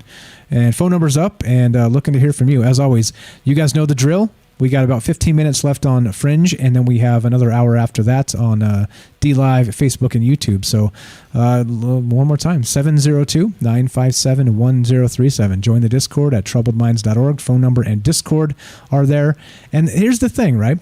So Elon Musk is going to Mars in 2024, he says, right? And then so we talked about the space treaty tonight of, the first person to make contact with aliens is actually going to be the envoy for humanity. There's no actual, you got to call back the president or any of the rest of this stuff. You just have to, you're it. Congratulations, shake the little green men's hand and start making good for all of humanity, right? All right, we got some yeses in the chat. Thanks, guys. All right, just making sure. It's been a little quiet out there tonight. Are you not interested in Mars? If you hear about Mars, you want to hear about the aliens and only the aliens, the Richard C. Hoagland type stuff, the Michael Salla type stuff. Is that what we want to hear about? I don't know. I kind of like what comes out of the news cycles and. Really kind of parsing it and wondering what's really going on with this stuff. So we got Derek trying to call back. So I'll try and get to him in a sec. But it is what it is, right? All kinds of stuff on Mars, and I think it's worth talking about. And like I said, it was just staring me in the face tonight. It was just I just pull open the news tab and smash the news, and it was like Mars. I think we had to kind of go through and talk about this stuff. Okay, so anyway. Back to this now. So they found these really weird rocks on Mars. And again, are they volcanic? Is it sedimentary as at the bottom of a lake? Is this, again, I'm going to add this as part of the Richard C. Hoagland bit and the rest of these guys, Michael Salla and, Randy Kramer and, some of these guys that may or may not be, notable or credible depending on your opinion, of course. But is this maybe the remnant of an ancient civilization on Mars itself? And I don't know. I think, these are compelling enough for them to stop and take a look. And they seem to be, I don't know, maybe not the most compelling things on Mars. There's a lot of really, really interesting things up there that kind of don't get a lot of play, unfortunately. But that's what's up. So, okay. So like I said, this is brand new. This just came out today. And also, what came out earlier this week, which we're going to talk about in just a sec here, is that we are going to talk about mold, talk about actual life on Mars, right? Like not just little green men style, but like scientifically, there was a scientific paper that came out Let's pull that up and kind of include that as part of this discussion, just so we can get all the information in tonight. Let's see. Okay, so there we go. The Perseverance rover has found these weird rocks on Mars, and here we go. Here's another one from space.com. Here's what you probably didn't know. Like I said, look at all this. Mars may still be volcanically active, study finds. Evidence of what may be the youngest eruption seen on Mars suggests the red planet may still be volcanically active, raising the possibility it was recently habitable, a new study finds. Most volcanism on Mars occurred between 3 billion and 4 billion years ago, leaving behind giant monuments such as Olympus Mons, the tallest mountain in the solar system, at 16 miles high. Olympus Mons is about 3 times as tall as Mount Everest, Earth's highest mountain. Previous research suggested that the red planet may still have flared with smaller volcanic eruptions as recently as 2.5 million years ago. Now, scientists have found evidence that Mars may still be volcanically active, with signs of an eruption within the past 50,000 years or so. Quote, this being the youngest documented volcanic eruption on Mars, the potential that Mars could potentially be volcanically active at present is exciting, study lead author David Horvath, a planetary scientist now at the Planetary Science Institute in Tucson, Arizona, told Space.com. Using data from satellites orbiting Mars, researchers analyzed relatively featureless equatorial plains in a region known as Elysium Planitia. They discovered a previously unknown smooth, dark volcanic deposit about 8 miles wide, covering an area slightly larger than Washington, D.C. It surrounds a volcanic fissure about 20 miles wide, one of the cracks making up the fissure system known as the Cerberus Fossae. And crazy stuff here. I don't know what's really going on with this. So we got these weird rocks. Is it sediment? Is it volcanic rocks? Then we have this information. This is from 2 days ago. Then we're going to get to mold on Mars in just a sec. Let's go to this call real quick to see if we can get this back. Nope, not happening. That's like 1 for 6 tonight, Derek. What's going on, man? Now, all right, let's see. Where is this one? Where's this one? There's more. There's more here. Now this is pretty crazy. This is the actual paper that was written regarding this fungi, right? Exactly, as TLC in Nevada says there in the chat. Penicillin on Mars, maybe, right? So let's see. I'm going to link all this into chat so you guys can follow along as usual. And look at that. That's like a mouthful of like Mars news. It's been literally nothing but 2 hours now of nothing but like Mars news. Like I'm telling you, it's like if it's not in the zeitgeist, it's being forced in there. That's for sure. I think that's worth looking at, worth considering. But here we go. So this paper here from ResearchGate.net says this. Fungi thrive in radiation-intense environments. Sequential photos document that fungus-like Martian specimens emerge from the soil and increase in size, including those resembling puffballs. After obliteration of spherical specimens by the rover wheels, new sphericals, some with stalks, appeared atop the crests of old tracks. Sequences documented that thousands of black Arctic what are these called? Oraniforms grew up to 300 meters in the spring and disappear by winter. A pattern repeated each spring. Anyway, this is a scientific paper. If I read the rest of this, it's going to, 1, I won't be able to pronounce half the words. 2, it's going to put you to sleep. But what they're suggesting is that they found life on Mars, is that they actually found this, here it is right here, newscientist.com. And of course, this is New Scientist, a website that really doesn't do a lot of speculation. So of course they're going to crap on this idea, which, you would expect, which is fine. It's okay. Different sources, like I said, depends on who you ask. It always depends on who you ask. But here we go. I'm linking the sources and you guys can check it out. And there we go. All right, let's try one more time. We're going to try this one more time. Nope. All right. Call dropped again. All right. Sorry, Derek. That's like strike 7. Sorry, man. Thanks for calling back. I appreciate it. But yeah, I don't know what's going on with your phone line. Okay, so here we go. Scientists finally find life on Mars. Or actually, they haven't, right? So this is exactly what we're talking about. This is May 12, 2021. In terms of big science news, this is up there with the biggest. There's life on Mars. Oh, the internet was abuzz last week when news emerged that mushrooms had been spotted on the red planet. The fungal life forms had been seen in photos taken by NASA rovers nearly 2 decades ago and somehow overlooked by the space agency for all these years. The paper making this claim, published online by the Advances in Microbiology, asserted that the photos showed spherical mushroom-like formations, which even expanded in diameter after sequential photos suggesting biological growth. The The authors said that NASA had ignored other evidence of life on Mars in the past due to peer pressure. The paper has had a mixed reception, as you might expect, and while some online news sites lapped it up, others were more skeptical. To get to the bottom of things, Feedback tried to consult the New Scientist space correspondent, but she seemed reticent, claiming to be busy working on, quote, real stories. There you go. So basically, it kind of goes like this. That they said that they saw these mushroom type things being run over by the rover, right? And then they kind of popped up back up. Well, I don't know. Like you guys can read the paper yourselves and make this determination. It seems like it's fake. It seems like it's just another fake.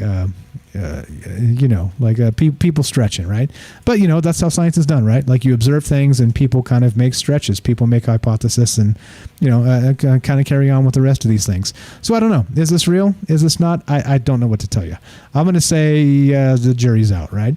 But also, as noted here, there's let's see.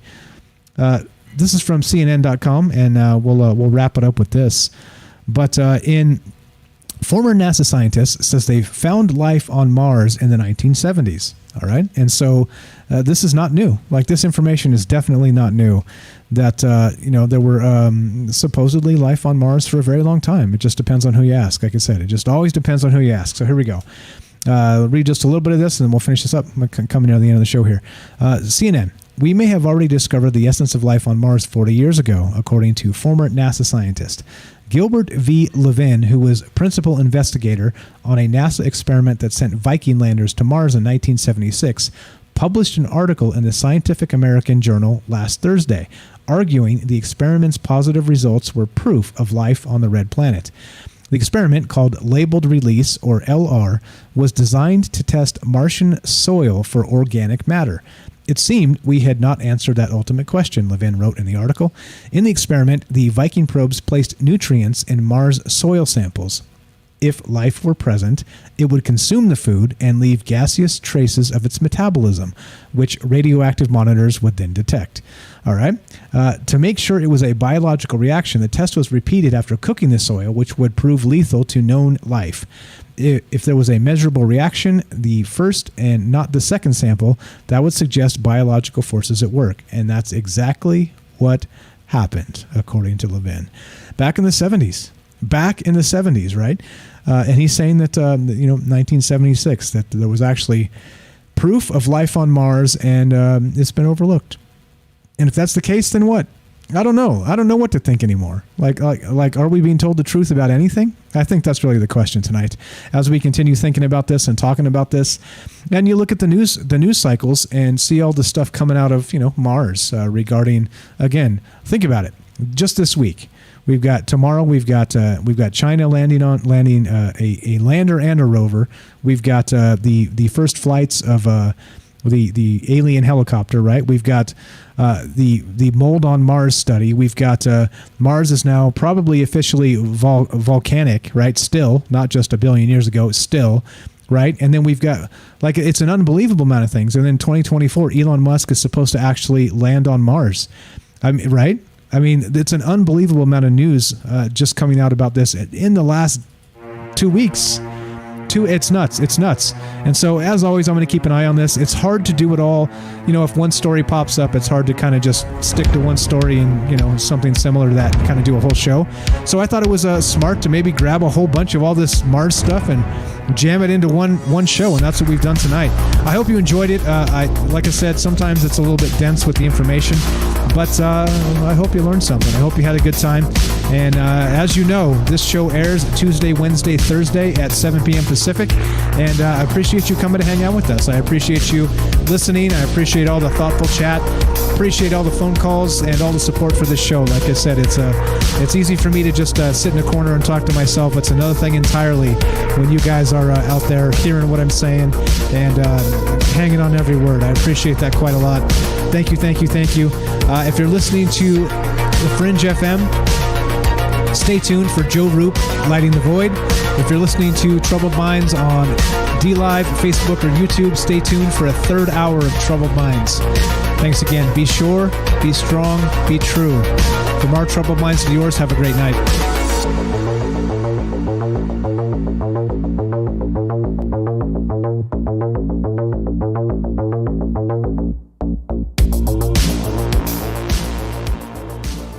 This is Michael Strange from Troubled Minds. Did you hear that scientists recently discovered radio waves coming from Proxima Centauri? Well, I cannot confirm nor deny. We are broadcasting from that neck of the woods. You are listening to KTLK, The Fringe FM.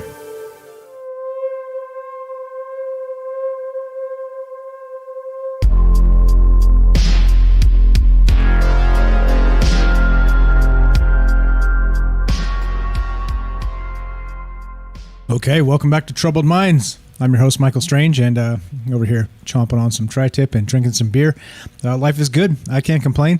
And we're talking about Mars tonight. I think it's one of those topics that so much news coming out of this. Like I said, it's been bombarding the news cycle for the last several weeks here. And so not only do we have, again, volcanics on Mars, we've got apparently this study that says there's some sort of fungus or fungi or whatever, like mold spores or something going on up there. We've got the Mars, the actual Chinese lander, landing tomorrow, actually with not only a lander and a rover at the same time, and so that's going on. We have again the helicopter on Mars, which has done like the first 4 or 5 test flights, and now has been let go off the leash, and it's going to be able to fly around and do some cool stuff. This has been the moment I've been waiting for this helicopter because, like flying 10 meters in the air and back down, it's a big deal, right? Big whoop. Clearly the getting to that point is quite a bit more impressive, but it's just let's fly this sucker around. Let's find out what's up there. Let's do it. Let's start kicking ass and getting some information back. Let's meet the aliens, damn it. Let's meet the damn aliens, right? So anyway, as you know, that's what's going on. We got another hour here. Unless nobody calls, then we'll cut it a little bit short because like I said, I burned through all my information and there's nothing for me to say other than what I already said. So I'll do my best, but we got a phone call here. I appreciate that. Looking to talk to you as well. 702-957-1037. You can join the Discord, troubleminds.org. Click the Discord link and get your ass in here. Get your ass to Mars. Let's go to Matt in Oregon. Matt in Oregon, you're on Troubled Minds with Mike. How are you, my friend? Thank you for calling tonight. Hello, hello. Testing 1 2. Testing 1 2. What's going on with this? Is it me? It can't be me. My stuff is never broken. Huh. Test 1 2. Matt in Oregon, you're on Troubled Minds with Mike. What's up, buddy? All right, here's what I'm gonna do because it seems like something's weird with this. So I'm going to reconnect this bit. I'm gonna reconnect the phone line, and maybe that's what's happening here. So I'm gonna try that. And all right, so reconnecting the phone line, and hopefully it'll be back up. 702-957-1037. I don't know what's up. That was Matt in Oregon. And we're gonna all right. Anyway, so it could be weird with the phone line. So maybe I was lecturing Derek and Jack Derek there, and it wasn't his fault. All right, it's all good. Okay, so that's the deal, right? And should we be concerned about this stuff? I think that's the question. Is that back to 1967 and this was probably the thing that kind of got my attention the most was kind of just considering what happens when the Mars rover, or not the Mars rover, the colony first happens, right? When they let's say they get it together, it happens, nobody dies, it's all fine and dandy, and they have a colony on Mars. Okay, now again, who does it belong to? Are they able to mine this stuff? Like what kind of laws are in place? And what kind of this other stuff? It's all, I don't know. It's all weird. I think that's really the thing. Let's see. What do we got? It's cool. I'll just read some chat. If not, so phone number should be back. Let's see. Yeah, let's unmute that. All right. If you want to try it again, Matt, or whoever else is trying to call, then it should be up. But okay, yeah, back to this again, right? Back to what we were talking about when we started this. That, this is from space.com, and, Elon Musk has said this, and this is part of what's a little bit more terrifying about this, is that he said this, that Elon Musk reminds us that a bunch of people will probably die going to Mars, right? Probably die. So that's not, that's never good, is it? That's not a good thing. But this is kind of part of the danger here. So this isn't the first time that the tech billionaire has mentioned the likely demise of future Mars-bound astronauts. Quote, honestly, a bunch of people will probably die in the beginning. Barefoot SpaceX founder Elon Musk told X Prize founder Peter Diamandis in a recent interview about the first crewed mission to Mars. SpaceX had its sights set. Actually, there's an interview here. Let's see how long this is. Let's go with an interview. Oh God, it's an hour and 20 minutes. Never mind. All right, so SpaceX had its sights set on the Mars since Musk has formed the company in 2002. And for years, Musk who became a tech billionaire before SpaceX's launch, has been very candid about the risks that come with the territory of human spaceflight to the Red Planet. In fact, 2017, Musk said at the International Astronautical Congress that the first humans to journey to Mars should be prepared to die. There you go. Are you prepared? Are you prepared is the question here. So that's what we're talking about. It's part of this, right? If we're going to Mars, you gotta think about these things. You gotta think about people doing the bad stuff, the bad things. Accidents happen, and people make mistakes, and all the rest of this. So anyway, that's what we're talking about tonight. And like I said, is it whatever? Is this whatever? All right, here's another good question too. Let's go to the New Yorker.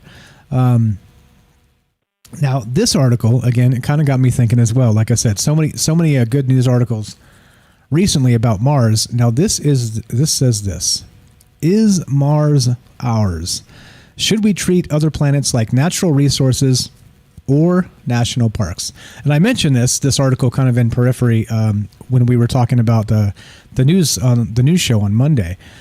So this in particular, right? Last month, about a month into the pandemic, I reached out for something comforting. Oh, hold on. Let's skip down to the good stuff here. All right. So in let's see. Basically, this kind of points out the Space Treaty of 1967, right? Of should we treat other planets like natural resources or national parks?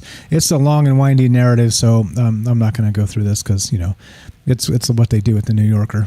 God bless them, whatever. But sometimes I just like the give me the details, man. I just want to know the details. But the Outer Space Treaty again, interesting to kind of circle back on this, right? No weapons in space. Right? No military maneuvers or military bases, installations, or fortresses are permitted on the moon or other celestial bodies, which are limited to peaceful purposes only. Military activities and conventional weapons are not prohibited in orbit. Space Force, therefore, can legally establish a military presence in orbit within the treaty framework. Keep in mind that conventional weapons can still be extremely destructive, such as kinetic bombardment.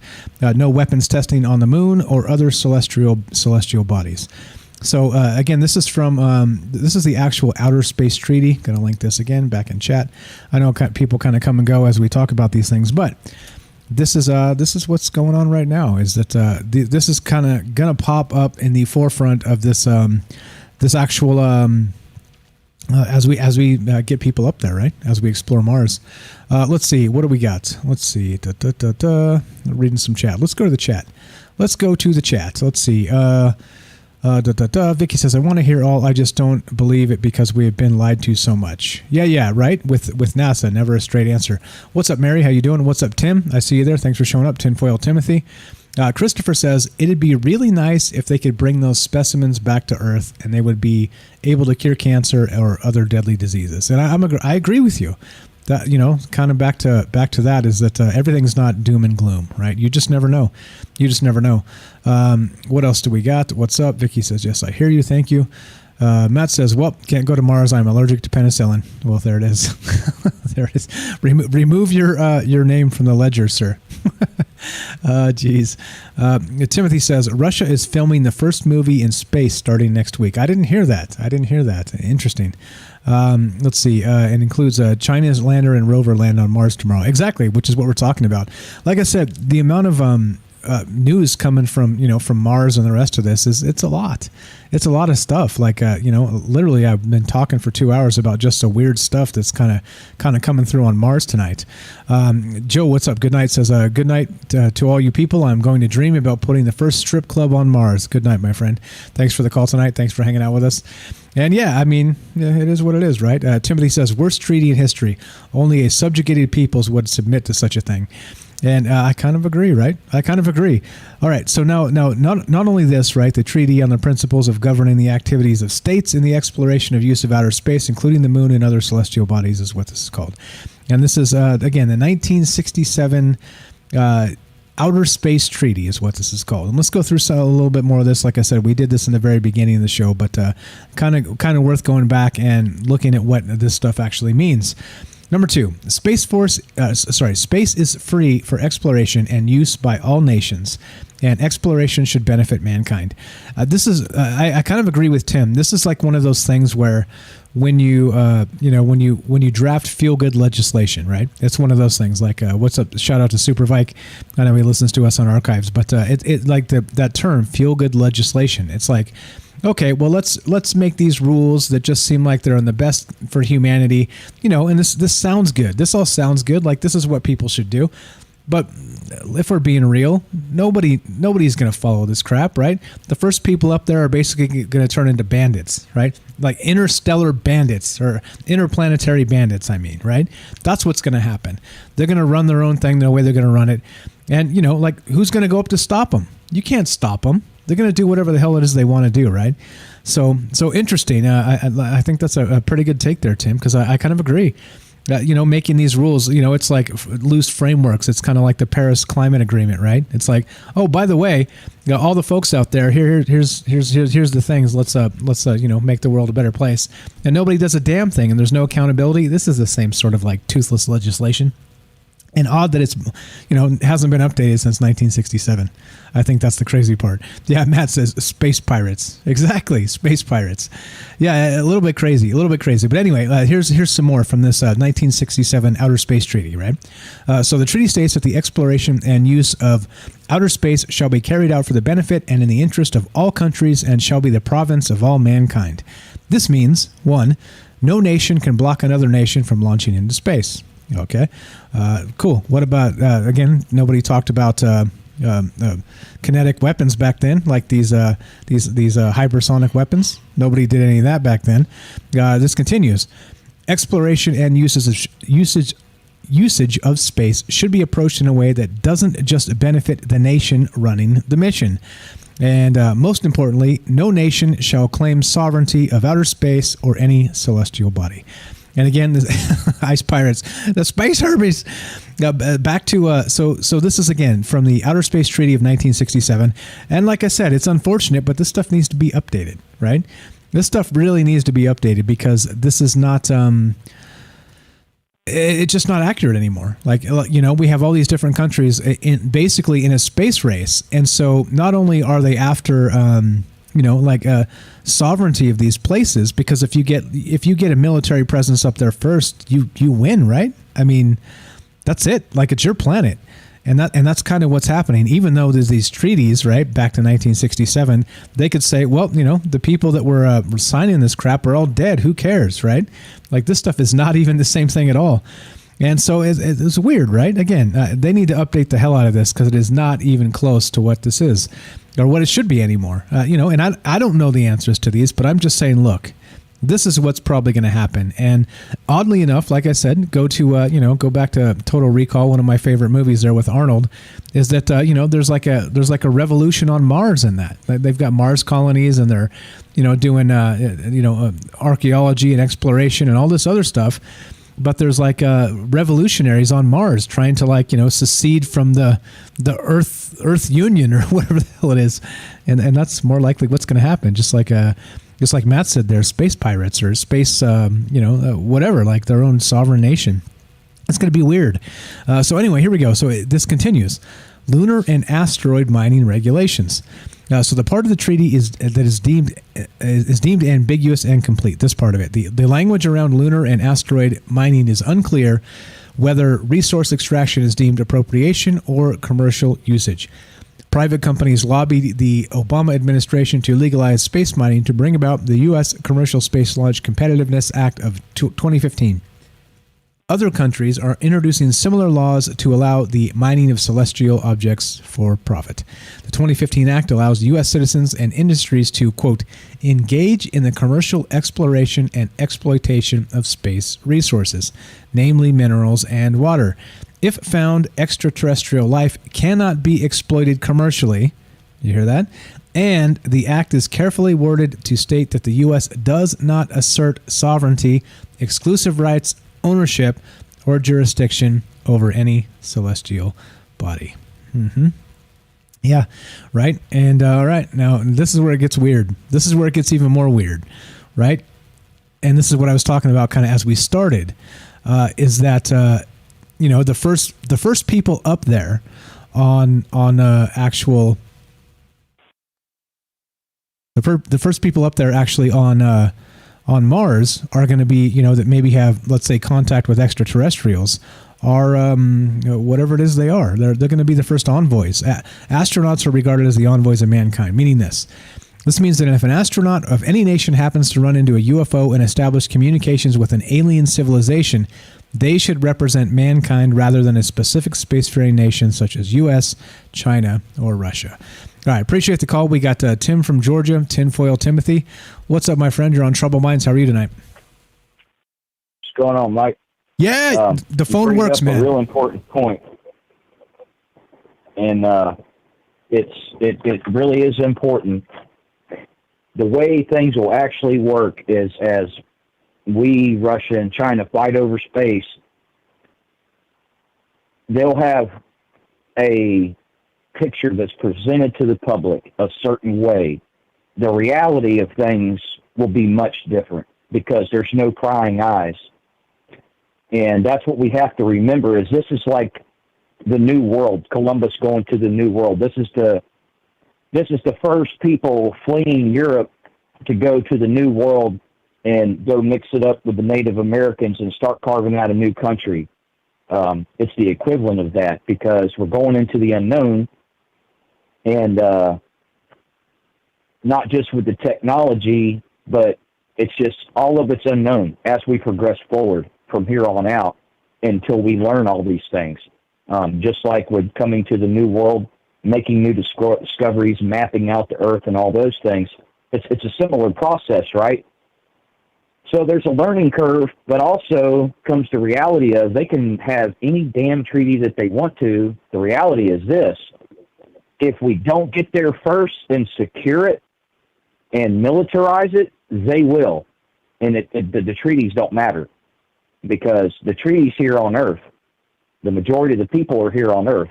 The decision maker of the day is going to be the military man or woman who is the astronaut on location that has to make that split-second decision that will define history forever. And if we don't seize the opportunity, and the whole idea is not to destroy Earth, so everybody benefits instead of everybody suffering, right? So what we've done now is alter warfare. Now we have full-spectrum hybrid warfare instead of actually fighting a full-scale world war. We're doing it through other means.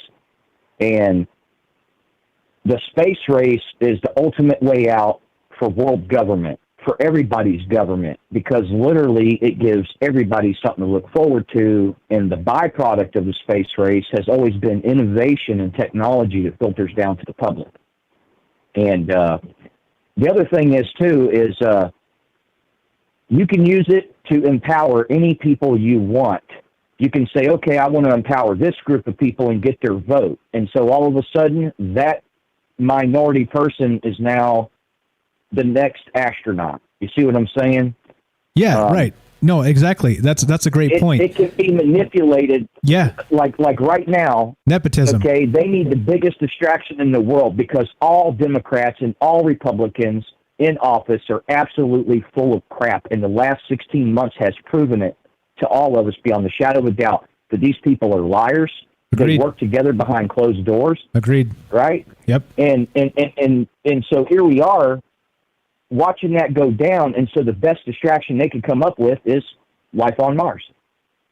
Well, we already knew that. I knew that, and like the 12th grade, I knew there was moisture. I knew that Mars had canals and polar ice caps when I was 12 years old. The information reflected today is the same information from my science book and geography lessons from back then. It hasn't been elaborated on very much at all, besides the new photos. But as far as actual real scientific data, there's most of that never really makes it to the public. We get a lot of pretty pictures and stuff like that, but we don't never get any explanations. We get more questions than we do answers. And then when we ask them, they just ask more questions without giving any answers. And that's when you know you're being snowed, first of all. That's when you know that something's not right. And the fact that every politician in the world has jumped on this bandwagon. And when you look at the infrastructure, when you look at all the changes that have been taking place, like everybody's national socializing their economy, everybody thinks it's great that Amazon's in all these antitrust suits. Amazon is Artemis. Artemis is the main competition for SpaceX. Artemis is owned by Jeff Bezos, and he owns Blue Horizon, okay? They manufacture their own rockets. They also use the Antares rockets that are launched off of an island in Virginia. They just launched one the other day. The day before the Chinese rocket came down, they launched the Antares rocket out of Virginia that actually had some of Bezos' stuff on there and some of his satellites on it. So people are totally unaware. Vandenberg fired one off the day before that, and then Virginia. Then you had the Chinese rocket come down, and then somebody else sent another rocket up right after that. And so space is busy. It's busier in the last few years than in the previous couple decades combined.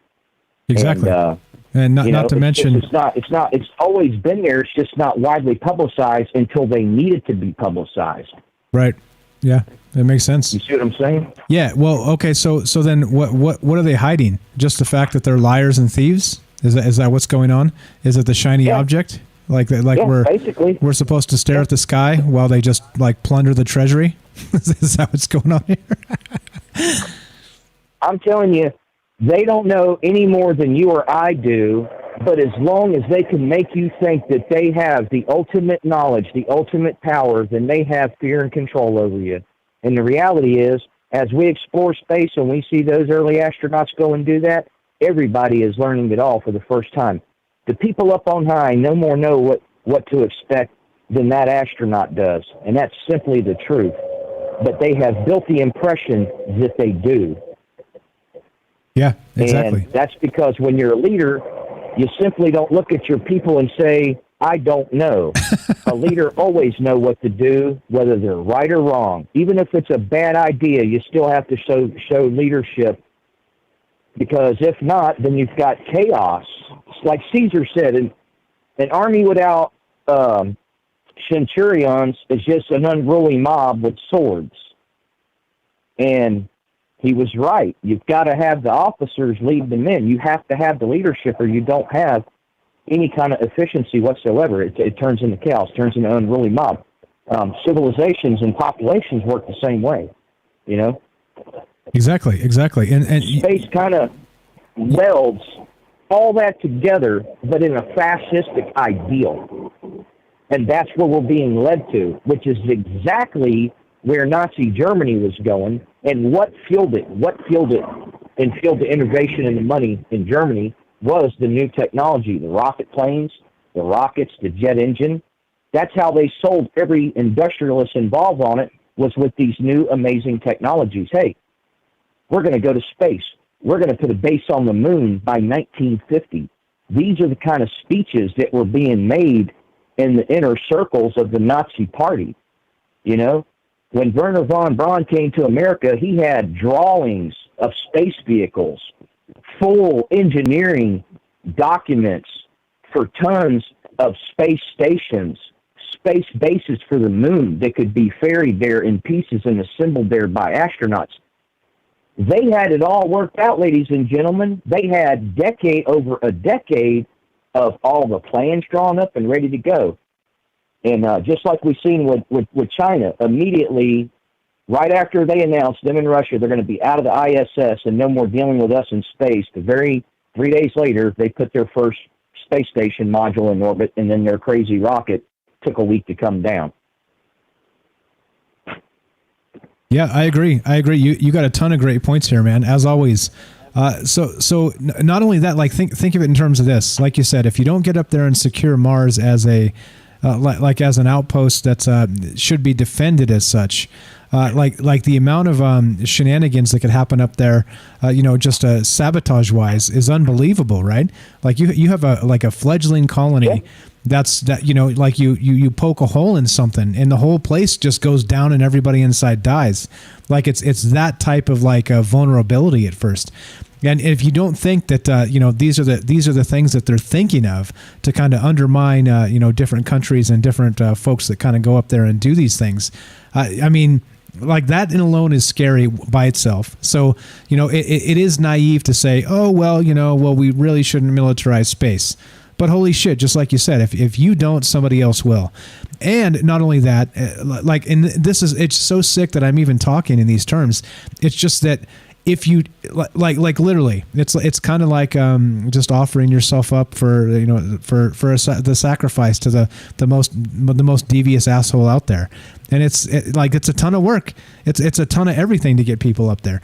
You know what? The other thing that kind of dawns on me with this type of thing too, not just that, is that how we have like these human rights, like you're not allowed to do stem cell research and this, like those types of things. Well, imagine once you get out to the Mars colony with no laws whatsoever, like that. This is where all the really ridiculous, sick shenanigans are going to go down, isn't it? I mean, they're going to be sending some really sick science experiments up there because there's no oversight at all. I mean, like there's a lot of things here that are just going to be really, really ugly at first. I think that like you said, there's a lot to think about here. Very good point, Mike. No oversight. That's the biggest thing to take away from it. Damn good point, man.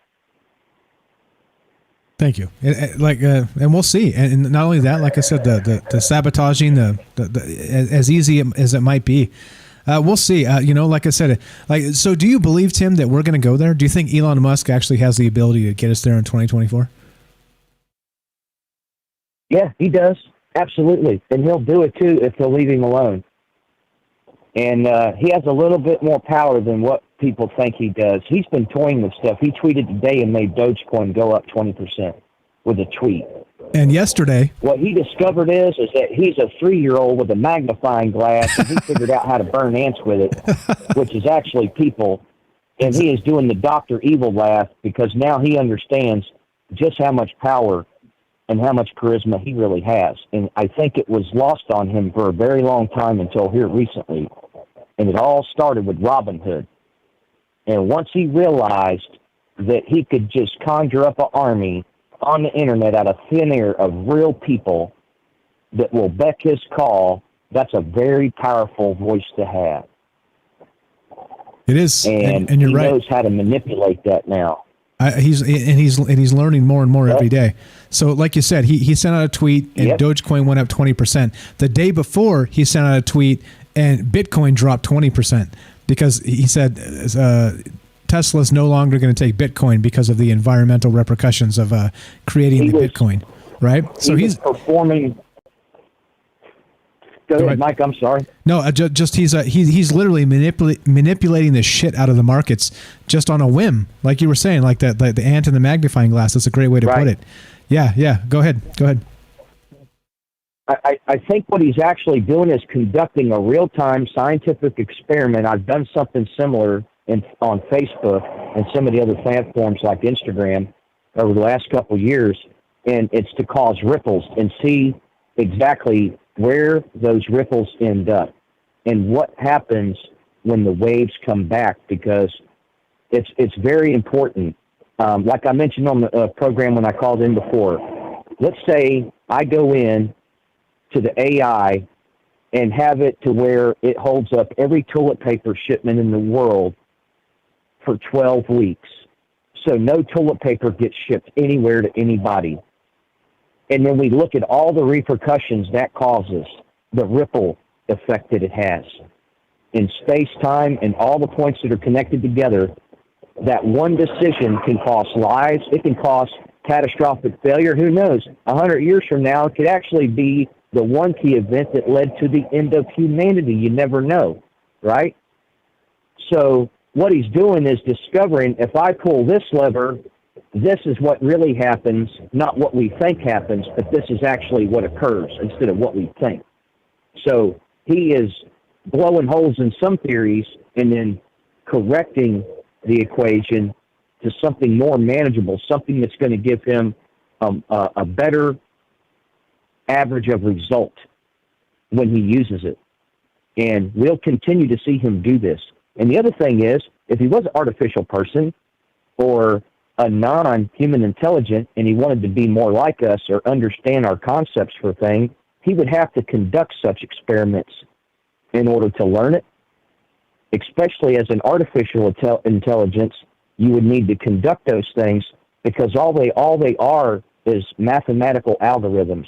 And our brain is a computer. It's a quantum computer. And we have something like, it's 7 to the 10th power line of trillion code. It would take us 7 million years inputting code every second of the day in our brain to fill our memory storage up. That's how powerful the human brain is. So even if he was artificial intelligent and he was just 1/7 of that power, yeah, he could call himself his Asperger syndrome and get away with it and kind of fool everybody. And then as time goes by, as he gets the emotional depth, which is created from the rebounds of those ripple effects, and that's literally how you get that. There's a lot to it. There's a lot out there you can learn about this, and you'll understand why he's so interested in Neuralink too. It has a lot to do with this conversation. It has a lot to do with Mars because they're going to be using robots to do the dangerous stuff because astronauts cost a lot of money to train and they're very precious.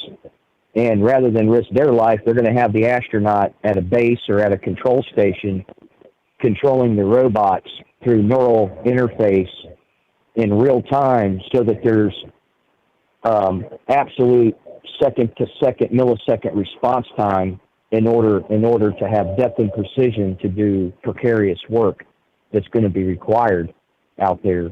And that's the kind of systems that NASA's working on, Boston Dynamics, all these colleges and companies and DARPA are all the things that are going to facilitate that stuff for space and the human interaction with it in space. Yeah, which wasn't there just a merger with Boston Dynamics and Tesla? I think that just happened, didn't it? Am I dreaming that? Oh, really? I may be dreaming that, but I thought that just happened recently. And again, there's so much news that just kind of comes bombarding out. I'll look it up in a sec just to make sure. Maybe it was a bad dream I had. It's possible. Right. I dreamed some weird things after I ate some tri-tech. Oh, wow. I think it may be true. That's major, man. Yeah. I remember, like I said, it might be a bad dream. I don't know. But anyway, so you think it's possible, and we're going there, and this is the next space race. Interesting times, right? I mean, there's a ton of shit happening. Not even talking about the pipeline and all this other crazy shit. Now, apparently, they paid the ransom on that. What the fuck? Are you kidding me? Yeah, man. It's so super silliest, man, and strange. I don't know, dude. Just. It makes no sense. And then you've got Governor Whitmer that ordered that pipeline closed up there, and she's throwing a fit, and Enbridge is like, fine us, do whatever you want, we're keeping it open.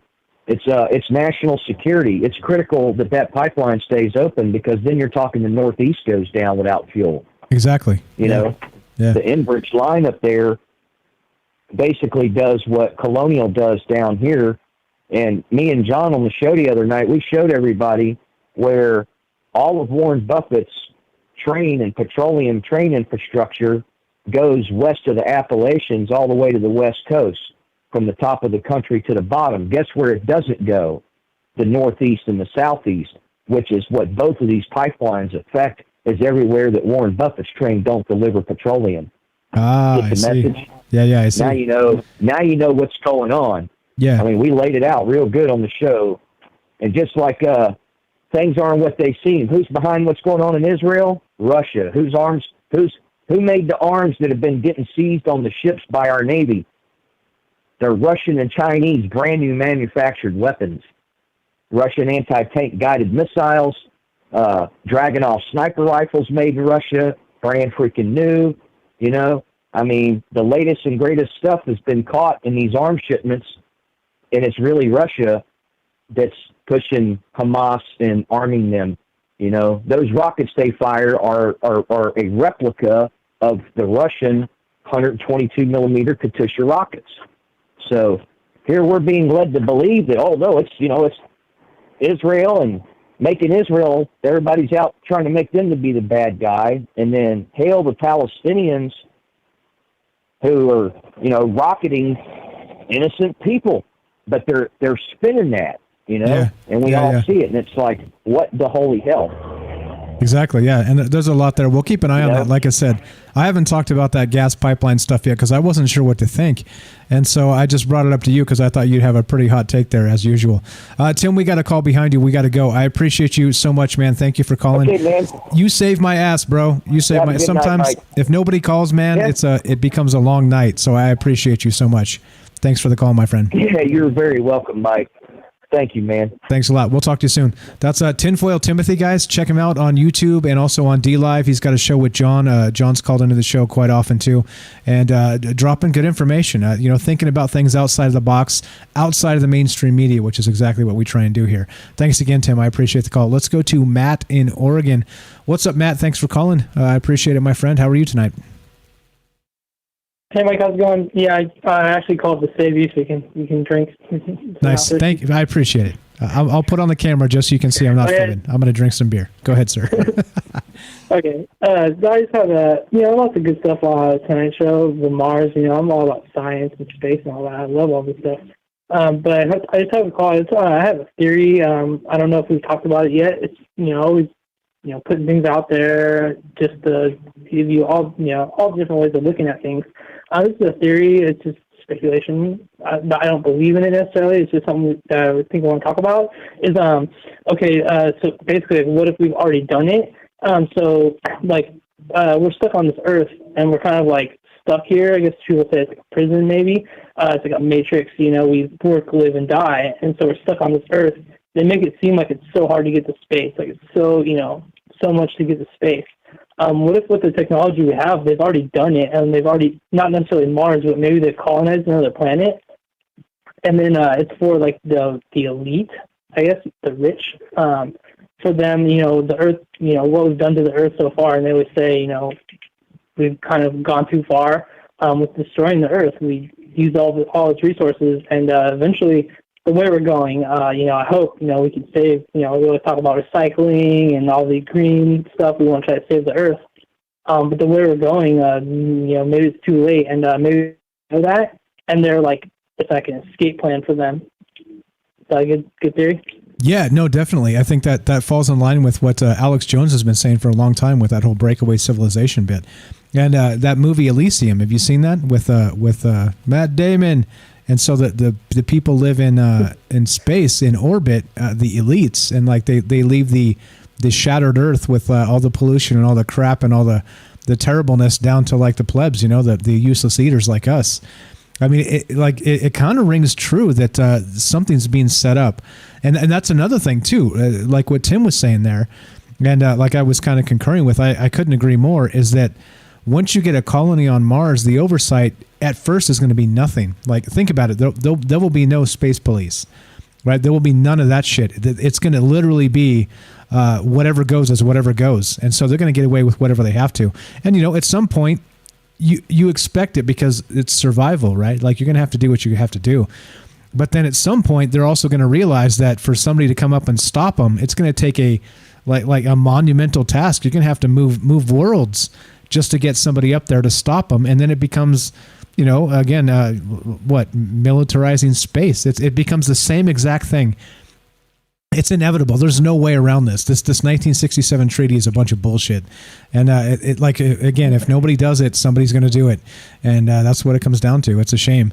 But yeah, I think you have a good point there regarding that whole breakaway bit that it's very possible something's being set up for, and maybe not just like on Mars or the moon, but maybe in orbit, right? Like if you can get some kind of space station up there and some kind of semi-permanent orbit, then the sky's the limit. That could be the Shangri-La of humanity, and they're all up there in space, and all the rest of us are down here just crapping in our rivers and drinking the water downstream. You know what I mean?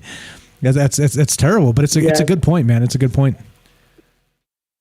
Yeah, there's so many gray areas in the ethics of space. Like what the laws and stuff like that. But the reason I kind of have, like I said, I want to put out that theory is I've seen documentaries on this a long time ago. They're talking about like you were talking about how make like quickcrete out of the sand of a different planet. They have a thing. They were like, instead you were thinking, taking materials from Earth and bringing it to another planet to build like a colonization or build a place to live. But they were thinking about like taking a machine up there and then using like the dirt, say like it's Mars sand, and they like turn it into like concrete like we have here, and they have like a 3D printer. I don't know much about 3D printers, but I do know they do have ones that they could like maybe like build houses with them with like clay or dirt. So it's like a machine that moves back and forth, and it can build a wall. So it's like if they could take the dirt from Mars and turn it into some sort of concrete, and then like use a 3D printer to like build a colony, some sort of shelter. That kind of is cool, but I think maybe the underground thing is another thing too. So yeah, there's all kinds of things they could have already done. Yeah, and it's an old documentary. I watched it years ago. Exactly. Yeah, no, and so that thing is real. I'm not kidding. So the actual chemical composition of the moon, the dust on the moon itself is quickcrete. So if you just add water and leave it out, the thing's going to turn into cement. It's going to turn into blocks. And so just like you said, all you need is water up there and some kind of like a little robotic device that will be able to collect this, put these things into cubes, add some water, and just like you have as many bricks as you need to build whatever the hell you need. I mean, and who knows about Mars yet? We don't even know about the soil up there. They have some ideas, but we don't have an actual sample yet. So you're totally right, man. And just like Tim was saying too, is that these are the types of things that are going to happen. It's going to be automated robots. It's going to be AI. It's going to be like people aren't going to be out there doing these. I'm kind of hamming it up a little bit, saying you're the Martian or you're the human out there in the spacesuit, tending the Martian Kush or whatever. But that's not going. It's going to be robots. It's not going to be people. Like if you send a person out there, it's going to be like a critical type of thing that has to happen immediately, and they don't have a plan for it. So. I mean, all this is happening, man, and like I don't know, it's fascinating as hell to me, and like I said, we're bombarded with this Mars news. It's crazy stuff. So let me ask you then: do you think that we have the ability to get people to Mars? Do you think that Elon Musk is going to be able to do this by 2024? Yeah, like I believe if anyone's going to do it, it's going to be a rich person. They can hire a scientist to do it. He has the money. Build whatever he wants to get there. So you think he can? Hello? So you think he's got the ability then, is what you're saying? Yeah, and like I said, the whole thing I was talking about is a theory and science fiction. Like we kind of like want to believe like the X-Files poster. We want to believe it's easy, to go out to space.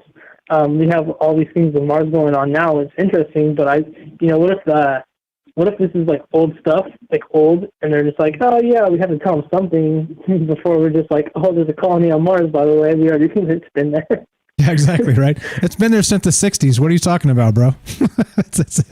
Yeah, exactly. Which one's been there? What are you talking about? Yeah, I just had, like I said, theory. Okay, yeah, it's good stuff, man. It's good stuff, and who knows? I have a harder time believing Mars is possible with that, but I don't have a hard time believing that's a possible thing on the moon, especially since it's in that tidally locked orbit. We don't know what's on the dark side of the moon. Like we could have been over there for a very long time, and nobody would ever know. How the hell would you know? You can't put a telescope up there and see it; it'd be on the backside, So yeah, I'm with you, man. Yeah, I'm with you, man. You haven't gone back so long as that. I'm kind of what? Like what? Confusing. Why haven't we gone back to the moon? Yeah, it seems suspicious, right? Like there's a whole lot with that. Yeah, crazy stuff, man. I appreciate the call. Anything else while we got you on the phone? No, just always look up and keep your eyes in the skies for the. Say hi to Ash when you get to Mars. Exactly. Be nice to Ash. Conserve Mars because you might kill him on accident. I appreciate the call. Yeah, I'm joking now, but yeah, thank you. Thanks, Matt. Thanks for letting me sip some beer. I'll talk to you soon. Appreciate the call. There you go. Simple as that. Phone calls are coming in. I appreciate it, guys. Like I said, you guys make my world go around because if you don't call, I end up. It's a lot of work otherwise. I sit here talking and talking and talking and talking and talking and talking and talking and talking and talking and talking and talking and talking. It is my lot in life, and it's of my own, a prison of my own making. So it's okay. But you understand what I'm saying. I do appreciate it quite a lot because a conversation is better two ways, and I also get to sip some beer. Here we go. I got Tim's link in an article. Let's pull this up and take a look at this. He said he forgot to tell me something when he called in, so let's take a look at this and see what's going on. All right, as we continue, as we burn this down and get to the nitty-gritty, to the very end, popular mechanics, let's see. The Air Force's AI brain just flew for the first time. Here we go. Skyborg. Here we go. This is from Tim. This is from Tinfoil Tim, who was not the last caller, but the caller before. And he's got this. What is this? Skyborg. Let's read a little bit of this. So the U.S. Air Force just took a major step toward a future crowded with AI-powered warplanes. Last month, the Air Force's new Skyborg Autonomy Core System, the ACS, flew a pilotless drone over Florida and the Gulf of Mexico, proving the AI could adhere to basic flight commands. The system will eventually lead to high-speed drones powered by Skyborg. Couldn't they have found a better name, for crying out loud? Holy shit. So Skyborg, equipped with sensors, weapons, and other payloads to accomplish lonely and dangerous jobs that manned fighters used to carry out. On April 29th, the Kratos UTAP-22 drone launched from the ground at Tyndall Air Force Base, Florida, with an expandable rocket booster. Once airborne, the drone's turbojet took over, powering the drone for the next 2 hours and 10 minutes, the Air Force reports. Quote, the ACS performed a series of foundational behaviors necessary to characterize safe system operations. The ACS demonstrated basic aviation capabilities and responded to navigational commands, were reacting to geofences, adhering to aircraft flight envelopes, and demonstrating coordinated maneuvering. It was monitored from both airborne and ground command and control stations. There it is. There, if you guys are wondering, right there is your robot overlord. Holy shit. Couldn't they have called it something else, man? Skyborg, for crying out loud. It's not fair, Tim. It's not fair. It's not a fair fight. What's up, Robert? And Facebook says, governments will not be able to tax billionaires who live on floating hotels above the earth, let alone be able to do so if they terraform Mars into their personal oasis. Shades of Ayn Rand. And you're right. No, you're right. And so that's part of it. So imagine if you're able to, on a planet that is unharvested of its natural resources, and you're the first one up there with a colony. That's power, dude. You have the power of a planet behind you. And so the race becomes real. The race literally becomes real here. Tim says, I used to live at Tyndall Air Force Base, home of William Tell air-to-air weapons meet and combat air testing. Yeah, stick that Skyborg brain in your combat drone. Who got you, right? A Terminator. That's exactly right. A Terminator in the sky of all places. It's like this is the world we live in, guys. And so, yeah. What's coming for us? Skyborg. The Skyborg. Of all names, man. Couldn't they name it like, Spot, Fluffy in the sky with diamonds or something? You know what I mean? Like, come on, guys. Like, Skyborg? Like, you trying to scare the shit out of us? This is ridiculous. What's up? We got Kate. We got Axel. Says, in theory, he'd be subject to whatever laws their home countries had. Speaking of the Mars stuff, let's see. We got NS with some good stuff. Kate, what's up? We got, who else? Good stuff. All because of Artemis, Amazon's AI took over the world. Exactly. I think that's where we're at. I think that's unfortunate. That it's the reality we're looking at for the future. And Skyborg, there it is. They already have Skynet, so they're like, well, tell you what, Skynet's scary enough. Let's just add Skyborg to the mix. And, yeah. Fuck off, useless eaters. You're all going to die now. Yeah, well, Yeah, now we know. Now we know the name of our robot overlord. All right, I appreciate the link, Tim. Thanks for the call. Thanks, Matt, for the calls. You guys are great tonight. I'm going to go to Jay. Jay is in the caller queue on Discord, and I think I muted him, so I have to unmute him now. There we go. Look at that. I remember to unmute you. Jay from Mike from New York. What's up, my friend? You're on Trouble Minds with Mike. How are you? I'm just the cyborg or skyborg thing. Wow, it looks like a missile.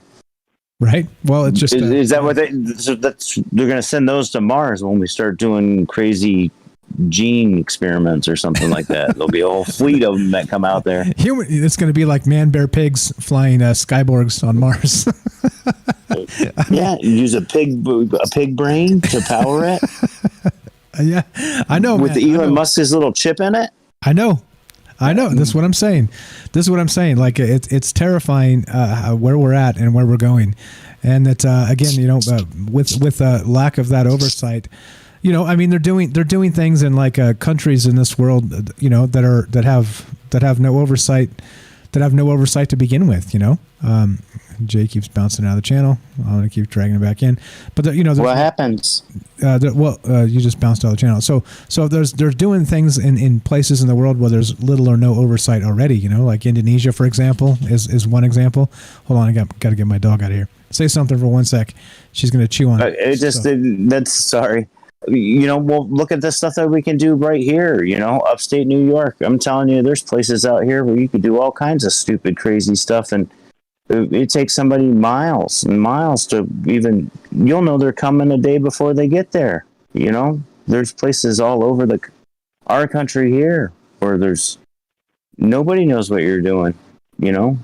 How long were those guys down in Waco before somebody decided they wanted to go yell at them? Exactly. And that's in the United States of America. You know what I'm saying?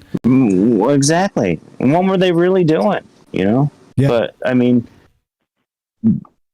that made those guys come down there and get after him like that. But I mean, Alaska, holy Christ, you could probably do all kinds of stuff in Alaska and nobody'd even, fly a plane over you for 100 years. Exactly. Yeah. So a couple good takes in the chat here. Robert says this: those billionaires will be able to send missiles from Mars to attack the Earth with impunity and conquer all nations because we lack the capacity to swiftly retaliate and arrest them. And that's exactly it. That's really getting to the point of this, is that whoever's there, it's like the pole position. So you can rain asteroids. They'd have gravity on their side. Yeah. They'd have gravity on their side. Exactly. Yep. Exactly. And have little retaliation, not just like from getting somebody up there or boots on the ground, but like try launching a missile to Mars. Good luck. I mean, the orbits aren't even close to each other for a large part of the year. It's crazy. These are good points. 10 minutes. You like the space station that everybody's been trying to watch that they're sending up, or not here in the United States. They've been trying to send something out of Northern Virginia for a while that you can see all over the East Coast. And every time it gets ready to go, and it's like, maybe tomorrow. You got like a 10-minute window. Yeah, exactly. Either it's got to go or it's not going to go. Well, crap. Well, now we got to wait till next year before we can fire some stuff at Mars. Yeah, exactly right. And the whole time they're just bombing shit down on us. Well, I mean, with the pole position anyway, they still have the same limitation of the orbital distance, but still, I mean, like it's just a matter of exactly what we're saying. There's no police up there. There's no jurisdiction of anything. And, where it's nice in theory to say, well, the people up there are kind of subject to the laws of, the nations they come from, like Axel was saying. Sure, fine. That could very well be. But how are you going to stop them if they're like, fuck that, I ain't doing that? Like, how could you stop them? I'm not coming back. Yeah, exactly. If I come back, you're going to put me in jail? I'm not coming back. I'm not coming back. So you'd literally have to like send like a space cruiser up there. Think about how sci-fi and ridiculous this sounds. You have to send like a space cruiser full of space police and put, space boots on the ground to put space boots on people's neck on Mars. Yeah, you know what I mean? Like that, right? How ridiculous is that? That's not. Hey, happening. Ash, barbecue over there.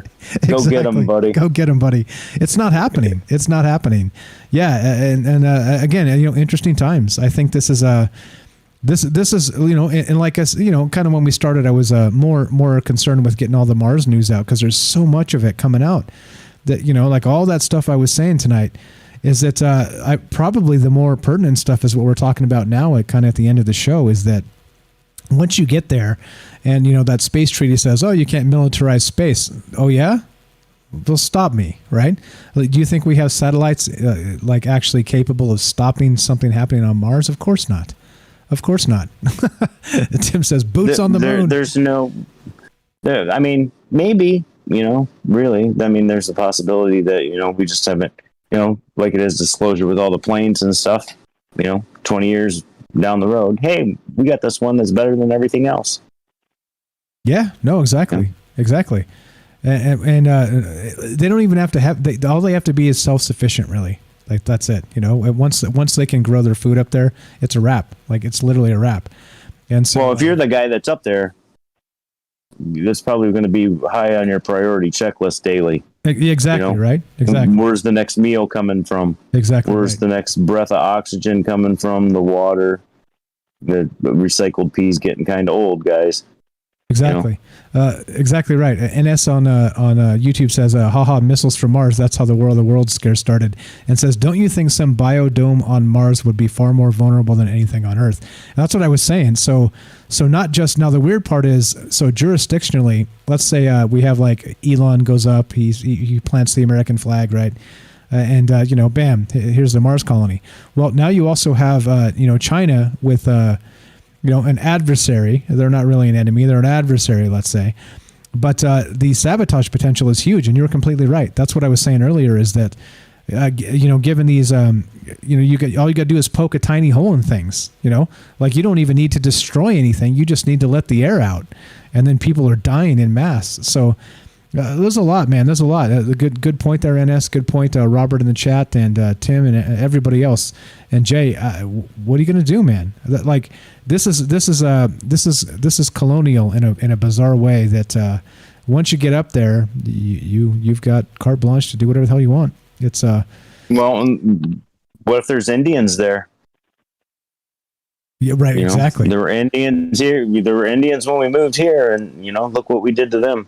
Well, exactly. Well, but hold on though. So if we're talking about if there's a if we're seriously vulnerable because of these space bubbles, or these domes, these biodomes, or whatever they're going to be called, I don't think we can fight a battle in space. Like if there are natives there of some sort that are in any way hostile.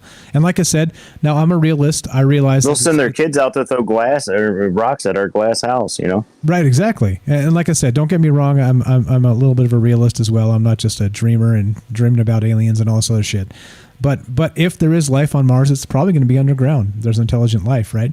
It's hiding from the radiation, and it's down where the water is, and it wouldn't surprise me if there was. That's our plan. I mean, our plan when we get there. I mean, you're going to need some serious shielding from the wind and the solar radiation, because that tears stuff up. So I mean, the best option is underground. Exactly. At least you're in a cave or whatever. Exactly. Kelly's got a good point too. He says, sounds like somebody's going overboard on the doom and gloom. There isn't even a human on that planet yet already talking about war with Mars.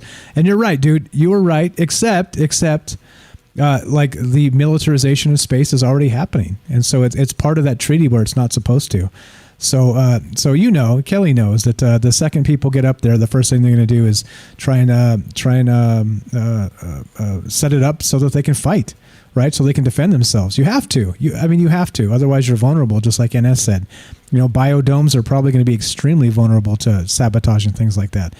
So I don't know. Like, I think that's the first thing you have to do. Even though the space treaty in 1967 says, "Oh, by the way, you can't do that shit." It's part of defending yourself. I think you have to.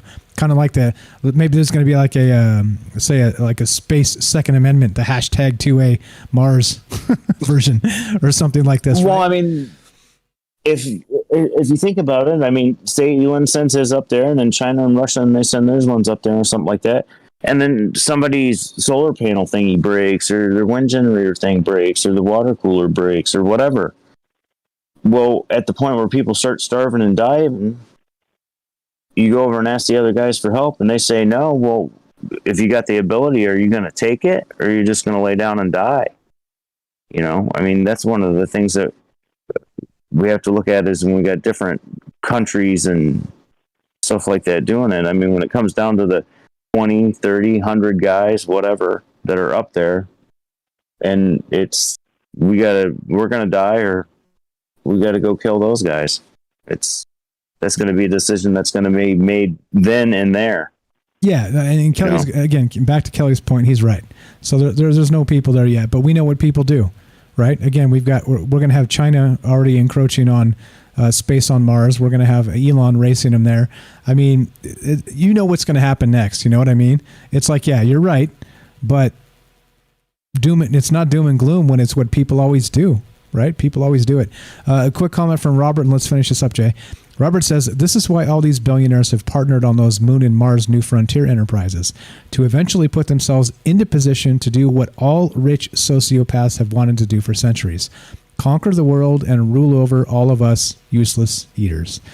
And yeah, and then Kelly adds real quick, no doubt protection is a must, but I really don't think we have the space weapons to do shit against any alien species. And I agree 100%. One more from Tim, and let's get out of here, Jay.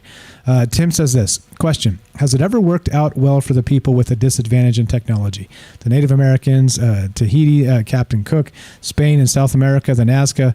No, you're exactly right. And that's kind of my point. So undoubtedly, it's unfortunate, but I think it is. I think we're headed toward that war in space, and I think it's coming. That, you know, it may not be in our lifetime. It may be a build up to that because you need something to defend first. But it's coming. They're going to try and build that stuff and do it. So I don't think it's doom and gloom. I think in some capacity it's being realistic. It's just knowing how, like Robert said, the billionaire sociopaths work, how the people in control work. You know, they're not happy unless there's a war going on, and you know, the artificial scarcity and all this other stuff that they've been doing for years. So yeah, I see what you're saying. I get the points. I'm just not so sure that it's not something we should be concerned about already without people up there yet. So let's finish this up, Jay. We got we're at the end of the week, and so tomorrow, no Troubled Minds, but we do have the news show at 3 p.m. So we'll do that. We'll kind of collect a bunch of news stuff. Probably not Mars news because we just did a shit ton of that. We kind of did the whole gamut of Mars news tonight. But what do you think? What do you think, Jay? How you feeling? And let's outro this sucker. Let's finish this up. I'm thinking we can do it. I just don't think we have the guys that are willing to take the chance whether or not the rocket will leave and actually make it there and land in good shape. You know, you got to have a bunch of people that are going to want to do that. And then, I don't know. There's so much going on right now. That's why, you know, these shows, Tim shows, Bunny shows, all good. It's people talking from all over the world about what's going on with different thought processes. And I don't know. We're lucky that, you know, we get to talk to people and for now about what's going on. I mean, there's a lot of stuff we can't, you know. Exactly. Exactly. I agree. Let's stay, you know, head up and keep going on. And if they take Mike's show off the air, plant spuds. That's my recommendation. Sell the Dodge coin and buy spuds. And start planting that shit. Yeah, and also if they take us off the air and you haven't joined the Discord, you may not know where to find us because, well, if they take us off the air tomorrow, we have backup plans. There are contingencies. So if you have not joined the Discord yet, you should, because that's where that stuff will be announced and probably actually carried out. So please do. If you haven't joined the Discord yet, troubledminds.org. Click the Discord link. Thank you again, Jay, for leaving us an iTunes review. Thank you to Twiggy. I got the name wrong. Twigs for leaving us an iTunes review. We need iTunes reviews, guys. It helps again, all that stuff, discoverability, the algorithms, all this stuff. I'd appreciate that if you do that for us. And let's wrap it. Let's wrap it. I'm going to play you some outro music and let you do your thing. Say something sweet. Act like you're the king of Mars, Jay. Go. Listen to Mike's news show tomorrow. Join the Discord. Learn some stuff. There's a lot of smart conversations going on over there. And if you get to Mars, no fighting. Fighting is not allowed on Mars. No fighting. No fighting on Mars. Thanks, Jay. You're the best. All right. So as we finish, again, thank you. Thanks for hanging out. Thanks for calling. Thanks for being part of this. As we finish, this is the deal. we're done. So Troubled Minds Tuesday, Wednesday, Thursday, 7 p.m. Pacific. We've got the news show Monday and Friday. So tomorrow at 3 p.m. we'll have news for 1 more hour and talk about all kinds of stuff. And that's what we're doing. That's what's up. That's what the deal is. Again, like I said, if you want to help the show, you know what to do. There's a Patreon. Again, thank you to a lot of folks there. What is this? What is this? We got Ash on the air. What's up, buddy? Yeah, unmute yourself if you want to get in here. So if you want to help the show, there's a Patreon. You can also sub up on Twitch with Amazon Prime. Doesn't cost you anything extra if you've got Amazon Prime. Link your Prime account to your Twitch. Go to our Twitch. Just hit sub with Prime. Done. You're sending a couple bucks my way every month. Helps pay the bills on the podcast hosting, on the... shit, I don't even know anymore. There's a lot of things we pay for here. What's up, guys? You got to send all your money, everything you got, to Michael Strange. Okay? All your dollars are belong to us. No, it's not like that. It's not like that. What's up, Ash? What's up, buddy? All right, hey, so we're finished, man. We got outro music. You got like 30 seconds. You got like 30 seconds. Okay, all right, 30 seconds. Plug. I'm gonna plug Mike. Thank you guys for listening to Troubled Minds.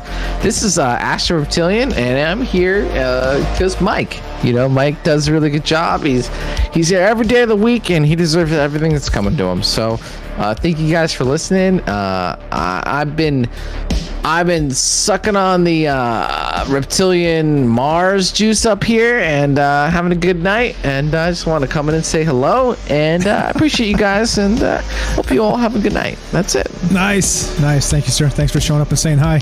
We were talking about Mars all night. We're coming after you, Ash. Elon's going to be there in 2024. Be ready. Start building the defenses now. They're coming for you. All right, guys, you know what to do. Again, Patreon. hit us up on Twitch. We'll be there tomorrow at 3 p.m. Pacific, and sub up over there if you want to help.